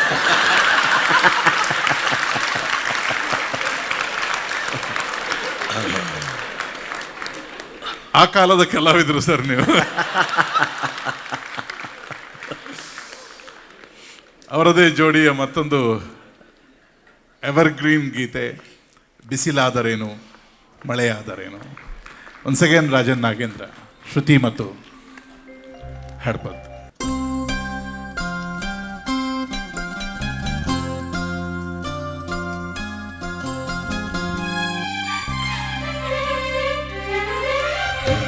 ಬಿಸಿಲಾದರೇನು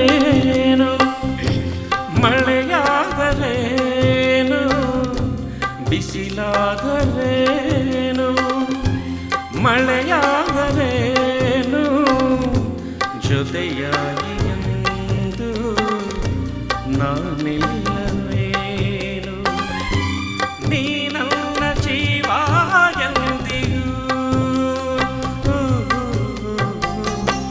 ಬಿಸಿಲಾದರೇನು ಮಳೆಯಾದರೇನು, ಬಿಸಿಲಾದರೇನು.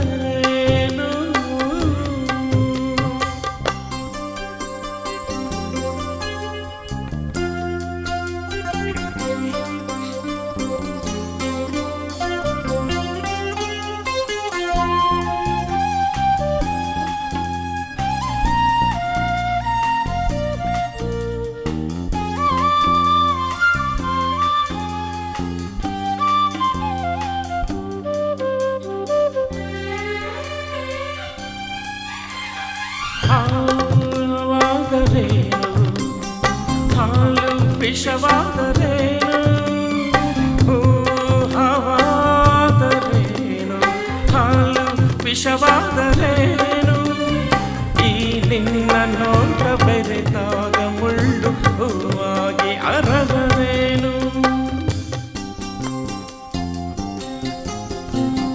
ಭುವಿಯೇ ಬಿಟ್ಟರೇನು, ಸಿಡಿಲೆ ಎದುರಾದರೇನು, ನನ್ನಾಣೆನಲ್ಲೇ ನಾ ನಿನ್ನ ಬಿಡೆನು, ಪ್ರಾಣಕ್ಕೆ ಪ್ರಾಣ ಕೊಡುವೆ. ಕಂಬನಿ ಮಿಡಿಯದೆ ಇನ್ನು ನಗಲಾರೆಯೇನು, ಬಿಸಿಲಾದರೇನು ಮಳೆಯಾದರೇನು, ಬಿಸಿಲಾದರೇನು.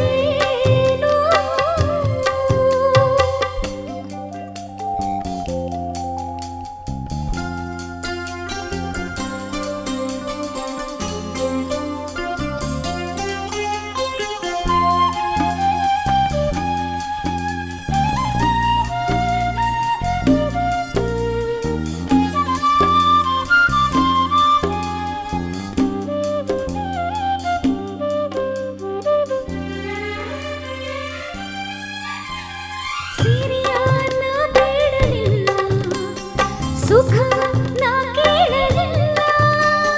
ಸಿರಿಯಾನ ಬೇಡಲಿಲ್ಲ, ಸುಖ ನಾ ಕೇಳಲಿಲ್ಲ. ಎಂದೆಂದು ನೀವು ನಗು ನಗುತ್ತಲಿರಲು ಅದಕ್ಕಿಂತ ಹರುಷವಿಲ್ಲ.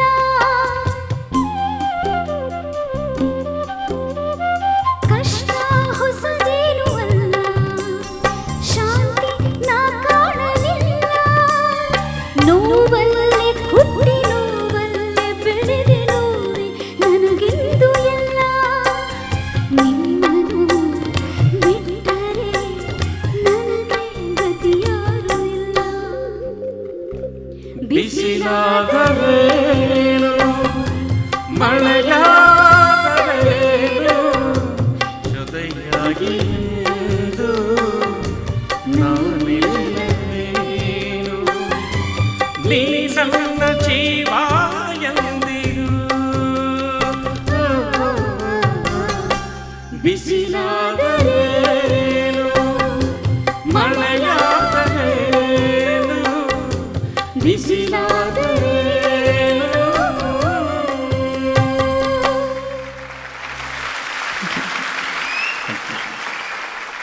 ಈ ಹಾಡಿನಲ್ಲಿ ಇವರಿಬ್ಬರ ಅಭಿನಯದ ಪೈಪೋಟಿಯೇ ಕಾಣ್ತಿತ್ತು. ಎಂಥ ಒಂದು ದಾರುಣ ಸನ್ನಿವೇಶದ ಅಭಿನಯ ಅದು.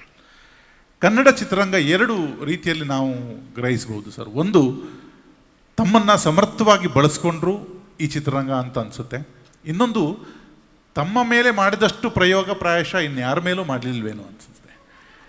ನೀವು ಆರಂಭದಲ್ಲಿ ಒಬ್ಬ ದುರಂತ ಕಥೆಯ ನಾಯಕನಾಗಿ ಬರ್ತೀರಿ. ತುಂಬ ಸುಲಭವಾಗಿ ನಿಮಗೊಬ್ಬ ತ್ಯಾಗರಾಜನ ಪಟ್ಟವನ್ನೇನೋ ಕೊಡ್ಬೋದಿತ್ತು. ನೀವು ಅದನ್ನು ಮೀರಿ ಕನ್ನಡಿಗರ ಪ್ರಿಯತಮನಾಗಿ ಹೊರಗೆ ಬಂದ್ರಿ. ಹಾಗೆ ಮುಂದುವರೆದು ನಾರದ ವಿಜಯದಂಥ ಒಂದು ಪಾತ್ರ ಸಿಕ್ಬಿಡುತ್ತೆ. ಅಲ್ಲಿ ಒಂದು ಕಾಮಿಡಿಯ ರೋಲ್ಗೆ ನೀವು ಹೆಸರಾಗ್ತೀರಿ. ತದನಂತರ ಕಾಮಿಡಿಯ ಸೀರೀಸ್ಗಳೇ ಬರೋಕ್ಕೆ ಶುರುವಾಯ್ತು. ಅದು ಗೋಲ್ಮಾಲ್ ರಾಧಾಕೃಷ್ಣ, ಗಣೇಶನ ಮದುವೆ, ಹಲವು ಸಿನಿಮಾಗಳು. ಆಮೇಲೆ ಹಾರರ್ ಸಿನಿಮಾದಲ್ಲಿ ಕೂಡ ತಾವು ಸಹಿ ಹರಿಸ್ಕೋತೀರಿ. ತದನಂತರದ ಕೆಲವು ಅವರ ಚಿತ್ರಗಳು ಮರೆಯೋದಕ್ಕೆ ಸಾಧ್ಯ ಇಲ್ಲ. ಸ್ಟೇಟ್ ಅವಾರ್ಡ್ ಬಂದಿತ್ತು, ಮಿಂಚಿನ ಓಟ, ನಾನಿನ ಬಿಡಲಾರೆ ಆ್ಯಕ್ಟಿಂಗ್, ಬೆಳದಿಂಗಳ ಬಾಲೆಯ ರೇವಂತ್, ಗೌರಿ ಗಣೇಶ, ಪೋಷಕ ಪಾತ್ರಕ್ಕೆ ಬರ್ತೀರಿ, ಮುಂಗಾರು ಮಳೆಯ ಪಾತ್ರ. ಹಾಗೆ ನಾವ್ಯಾರೂ ಮರೀಲಿಕ್ಕೆ ಸಾಧ್ಯ ಇಲ್ಲ. ನಾವು ಮತ್ತೆ ಇನ್ನೇನೋ ನಿರೀಕ್ಷೆ ಕೂಡ ಮಾಡಿದ್ದೀವಿ. ಗೋಧಿ ಬಣ್ಣ ಸಾಧಾರಣ ಮೈಕಟ್ಟು, ಅದರ ಸದ್ವಿರುದ್ಧವಾದ ಇನ್ನೊಂದು ಶೇಡ್ ಸರ್ಕಾರಿ ಹಿರಿಯ ಪ್ರಾಥಮಿಕ ಶಾಲೆ. ಎಷ್ಟು ಅನಂತಿದ್ದಾರೆ ಸರ್ ನಿಮ್ಮನ್ನು. ಹೇಗೆ ಸಾಧ್ಯ ಆಯಿತು ಈ ಪ್ರಯೋಗಗಳನ್ನು ಕನ್ನಡದ ನಿರ್ದೇಶಕರಿಗೆ ನಿಮ್ಮ ಮೇಲೆ ಮಾಡಬೇಕಂತ ಯಾಕೆ ಅನಿಸ್ತು ನಿಮ್ಮಲ್ಲಿ? ಅವರು ಇದನ್ನೆಲ್ಲ ಕಂಡಿದ್ದು ಹೇಗೆ ಅಂತ? ಅದಕ್ಕೆ ನಾನು ರಂಗಭೂಮಿಗೆ ನನ್ನ ಧನ್ಯವಾದಗಳನ್ನು ಅರ್ಪಿಸಬೇಕು. ರಂಗಭೂಮಿಯೇ ನನ್ನನ್ನು ಈ ಒಂದು ಚಿತ್ರರಂಗಕ್ಕೆ ತಯಾರು ಮಾಡ್ತು ಅಂದರೂ ಕೂಡ ಅತಿಶಯೋಕ್ತಿ ಅಲ್ಲ. ಆಮೇಲೆ ಆ ರೀತಿಯ ಬರಹಗಾರರು ಇದ್ದರು, ಸಾಹಿತಿಗಳಿದ್ದರು. ಇವನು ಒಂದು ನನ್ನ ಮೇಲೆ ಒಂದು ನಂಬಿಕೆ ಇಟ್ಟು ಅವನು ಅನಂತಕ್ಕೆ ಕೊಡಿ ಅವನು ಮಾಡ್ತಾನೆ ಅಂತ. ನಾನು ಅದನ್ನು ಜಸ್ಟಿಫೈ ಮಾಡಬೇಕು. ನಾನು ಕಾಂಟ್ ಲೆಟ್ ದೆಮ್ ಡೌನ್ ಅನ್ನೋ ಒಂದು, ಈಗ ಸರಿ ಇದೆಯಾ ಅಂತ ಕೇಳ್ಕೊಂಡು ಅನೇಕ ಸಲ ಅನೇಕ ನಿರ್ದೇಶಕರ ಹತ್ರ ಕೇಳಿ ಮಾಡಿದ್ದು ಉಂಟು. ಯಾಕೆಂದರೆ ಎಲ್ಲೂ ಗೊತ್ತಾಗೋದಿಲ್ಲ. ನಾವೇನು ಮಾಡ್ತೀವಿ, ನಮ್ಮ ನಟ ನಾನೇನು ಮಾಡ್ತೀನಿ ಅಂತ ಅವ್ರು ಹೇಳಬೇಕು. ಅದಕ್ಕೆ ಕೆಲವು ಸಲ ಅತಿ ಆಗ್ಬೋದು, ಕೆಲವು ಸಲ ಕಡಿಮೆ ಆಗ್ಬೋದು, ಅಥವಾ ತಕ್ಕ ಮಟ್ಟಕ್ಕೆ ಒಂದು ಕಡೆ. ಆದರೂ ಕೆಲವು ಎಲ್ಲ ಪಾತ್ರಗಳಲ್ಲಿ ನಾನು ಉದಾಹರಣೆಗೆ ನೀವು ಹೇಳಿದ ಈ ನಂತರದ ಚಿತ್ರಗಳಲ್ಲಿ ಪ್ರತಿಯೊಂದಕ್ಕೂ ನಾನು ಕೇಳ್ತಿದ್ದೆ, ಯಾರಿಗೂ ಈ ಗೋಧಿ ಬಣ್ಣ ಸಾಧಾರಣ ಮೈ ಕೊಟ್ಟು ನನ್ನ ಮುಖ ನನಗೆ ಕಾಣೋದಿಲ್ಲ, ಆದರೂ ಏನು ಸರಿ ಇದೆ ಏನು ಈ ರೀತಿ ನಾನು ಅನೇಕ ಆ ರೀತಿಯ ಪೇಷಂಟ್ಸ್ಗಳನ್ನು ನೋಡಿ ಮಾಡಿದರೂ ಕೂಡ ಅಲ್ಲಿ ಆವಾಗ ಪರೀಕ್ಷೆ ಮಾಡಿಕೊಂಡು ಆತ್ಮ ಪರೀಕ್ಷೆ ಮಾಡ್ಕೊಳ್ತಾ ಇರಬೇಕಾಗ್ತದೆ. ಬಟ್ ಅವರು ಅಷ್ಟು ನಂಬಿಕೆ ಇಟ್ಟಾಗ ಒಂದು ಅಡ್ವಾಂಟೇಜ್ ಅದು. ಆಯಿತು, ಅದು ಹೇಗೋ ಆಯಿತು. ಅದಕ್ಕೆ ನಾವು ಹೇಳ್ತೀವಿ, ಅದನ್ನು ಜಾಸ್ತಿ ಅನಲೈಸ್ ಮಾಡೋಕ್ಕೆ ಹೋಗಬಾರ್ದು. ಆಯ್ತಲ್ಲ, ಜನಕ್ಕೆ ಇಷ್ಟ ಆಯ್ತಲ್ಲ, ನಾನು ಪಾತ್ರಕ್ಕೆ ಜಸ್ಟಿಸ್ ಕೊಟ್ಟಿದ್ದೀನಿ ಅಂತ ಅನ್ನಿಸ್ತಲ್ಲ. ಕನ್ನಡದ ಟ್ರೆಂಡ್ ಸೆಟ್ಟರ್ ನೀವು ಏನನ್ನು ಮಾಡಿದ್ದೀರೋ ಅದು ಸೀರೀಸ್ ಆಗುವಷ್ಟರ ಮಟ್ಟಿಗೆ, ಒಂದು ಕಾಮಿಡಿ ರೋಲ್ಗಳಲ್ಲಾಗಿರ್ಬೋದು ಅಥವಾ ಬೇರೆ ಪೋಷಕ ಪಾತ್ರಗಳ. ಆಮೇಲೆ ಕಾಮಿಡಿ ರೋಲ್ಸಲ್ಲೂ ಕೂಡ ನೀವು ನೋಡಿದರೆ ಗೌರಿ ಗಣೇಶ ಆಗಲಿ, ನಂತರದ ಉಂಡು ಹೋದ ಕೊಂಡು ಹೋದ ಆಗಲಿ, ಆಮೇಲೆ ಗೋಲ್ಮಾಲ್ ರಾಧಾಕೃಷ್ಣ ಆಗಲಿ, ಆಮೇಲೆ ಯಾರಿಗೂ ಹೇಳಬೇಡಿ, ಉದ್ಭವ, ಎಲ್ಲವೂ ನೆಗೆಟಿವ್ ರೋಲ್ಸೇ, ಅದರಲ್ಲಿ ವಿಲ್ಲನ್ನೇ ಇವನು. ಆದರೆ ಅದನ್ನು ಕಾಮಿಡಿಯಲ್ಲಿ ಹೇಳಿದಾಗ ಜನ ಸ್ವೀಕರಿಸ್ತಾರೆ. ಕರೆಕ್ಟ್, ಗೋವಿಂದಣ್ಣ ನೆನಪಿದೆಯಲ್ಲ, ಎಂಥ ಅದ್ಭುತ ಪಾತ್ರಗಳು. ಅದು ನೀವು ಹೇಗೆ ಸ್ವೀಕರಿಸಿದ್ರಿ ಅಂದರೆ ಸರ್, ಅಂದರೆ ಒಬ್ಬ ರೊಮ್ಯಾಂಟಿಕ್ ಹೀರೋಯಿಂದ ಆ ವರ್ಷನ್ ಬದಲಾಗಿದ್ದು ನೀವು ಅದನ್ನು ಸ್ವೀಕರಿಸಿ ಒಪ್ಪಿ ಮಾಡಿದ್ದೇ ಒಂದು ದೊಡ್ಡ ಬದಲಾವಣೆ. ಅದೇ ಸವಾಲು, ಅದೇ ಚಾಲೆಂಜ್. ಇಲ್ಲಾಂದ್ರೆ ಮಾಡಿದ್ದೆ ಮಾಡು ಅಂದರೆ ಹಾಡಿದ್ದೆ ಹಾಡು ಕಿಸ್ಬಾಯಿ ದಾಸ ಅಂತ ಜನರೇ ಅಂತ. ಪ್ರಾಯಶಃ ಈ ಯುಗ ಪ್ರಾರಂಭ ಆಗಿದ್ದು ನಾರದ ವಿಜಯ, ಅಲ್ಲಿ ದ್ವಿಪಾತ್ರದಲ್ಲಿ ತಾವು ಕಾಣಿಸ್ಕೊಳ್ತೀರಿ.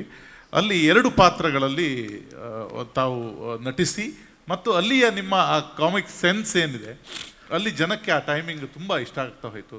MP ಶಂಕರ್ ಮತ್ತು ನಿಮ್ಮ ಕಾಂಬಿನೇಷನ್, ನೀವು ನಾರದರಾಗಿದ್ರಿ, ಅವರಿಗೆ ಮಾಂಸಪರ್ವತ ಅಂತ ನೀವು ಕರೀತಾ ಇದ್ರಿ. ಆ ಇವರ ಆಕ್ಸೆಂಟ್ ಇದೆಯಲ್ಲ, ಅದು ಕನ್ನಡಕ್ಕೆ. ಮತ್ತು ಆ ಕಥೆಯನ್ನು ಬರೆದವರೇ ಉದಯ್ ಶಂಕರ್ ಅವರು ಮತ್ತು ಸುಂದರಂ ಅಂತ ಇದ್ದರು, ಅವರು ನಿರ್ದೇಶನ ಸಿದ್ಧಲಿಂಗಯ್ಯನವರು. ಆಮೇಲೆ ಈ ಥರ ಎಲ್ಲ ಇದ್ದರಲ್ಲ ಅದರಲ್ಲಿ. ಸೊ ಅದಕ್ಕೆ ಆ ಅಡ್ವಾಂಟೇಜ್, ಆ ಪಾತ್ರದಲ್ಲಿ 2 ಪಾತ್ರದಲ್ಲಿ ಒಂದು ಸೋಷಲ್, ಒಬ್ಬ CID ಆಫೀಸರು, ಇನ್ನೊಂದು ನಾರದ, ಆ ದೇವಲೋಕದಿಂದ ಬಂದು. ಸೊ ಅಲ್ಲಿ ಸ್ಕೈ ಇಸ್ ದ ಲಿಮಿಟ್ ಒಂದು ರೀತಿ ಪರ್ಫಾರ್ಮೆನ್ಸಿಗೆ. ಯಾಕಂದರೆ ಪೌರಾಣಿಕವಾಗಿದ್ದರಿಂದ, ಅದರಲ್ಲೂ ನಾರದನಾಗಿದ್ದರಿಂದ. ನಾರದನ ಥರ ಇನ್ನೊಂದು ಪಾತ್ರ ಹೇಳಿ ಪುರಾಣದಲ್ಲಿ ಹೌದು, ಯಾರ್ದೂ ಇಲ್ಲ, ನಾರದ. ಅಂತಹ ವೈವಿಧ್ಯಮಯ ಚಿತ್ರ ಬದುಕನ್ನು ಕಂಡಂತಹ ನಟ. ಅವರು ಹೇಳಿದಾಗೆ ಆ ಪಾತ್ರ ಮಾತ್ರ ಅಲ್ಲ, ದೇವಲೋಕದಂದೇ ಇಲ್ಲಿಗೆ ಬಂದಂತಹ ಒಬ್ಬ ಗಂಧರ್ವ ನಟ ಅನಂತನಾಗ್. ಆ ಚಿತ್ರದ ಒಂದು ಗೀತೆ, ಇದು ಎಂಥ ಲೋಕವಯ್ಯ. ಹಡಪದ್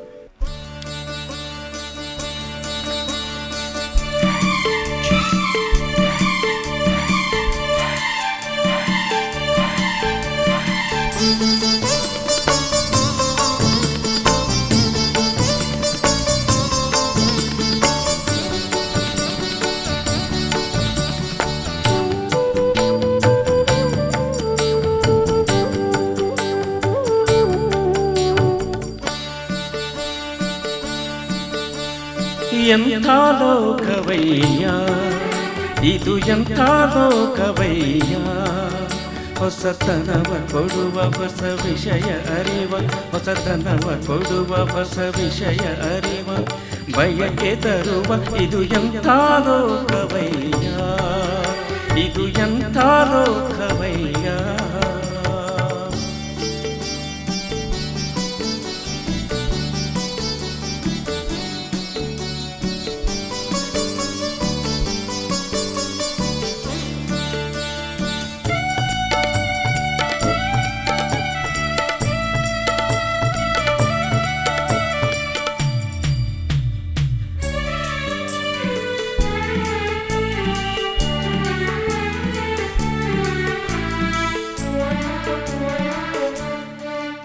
ಕಡಲಲ್ಲಿ ಧುಮುಕಿ ಹೋರಾಡುವ ಮುಗಿಲೇರಿ ಮೇಲೆ ತೇಲಾಡುವ ಆ ಚಂದ್ರನೆಡೆಗೆ ಹಾರಾಡುವ ಗ್ರಹ ತಾರೆಗಳಿಗೆ ಕೈ ಚಾಚುವ ಜನರಿಂದ ತುಂಬಿ ಮೆರವ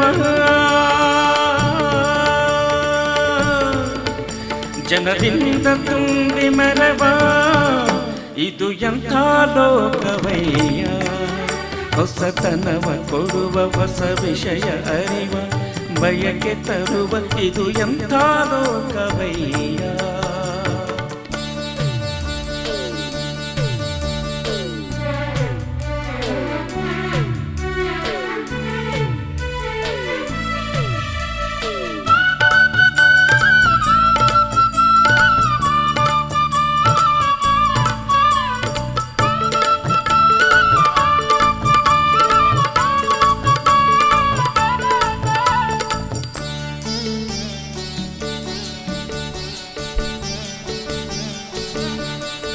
ಬಡತನದ ಜೊತೆಗೆ ಬಡಿದಾಡುವ ಸುಖವನ್ನು ಅರಸಿ ಅಲೆದಾಡುವ ಹೊಸದನ್ನು ದಿನವು ಹುಡುಕಾಡುವ ಛಲವನ್ನು ಬಿಡದೆ ಸೆಣಸಾಡುವ ಜನದಿಂದ ತುಂಬಿ ಮೆರವ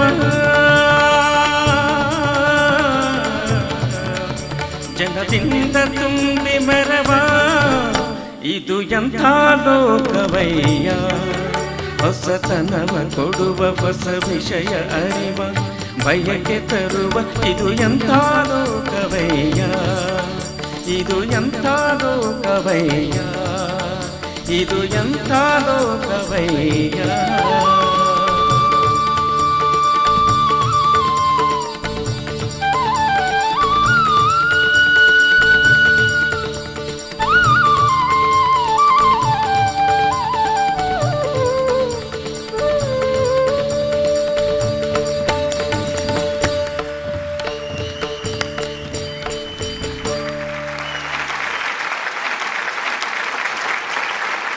ಅಶ್ವಥ್ ಅವರ ಶ್ರೀಮತಿ ಅವರು ಬಂದಿದ್ದಾರೆ, ಚಂದ್ರಮ್ಮ ಅವರು ಬಂದಿದ್ದಾರೆ, ಅವರ ಮಗಳು ಬಂದಿದ್ದಾರೆ, ಅವರಿಗೆ ನಮಸ್ಕಾರ.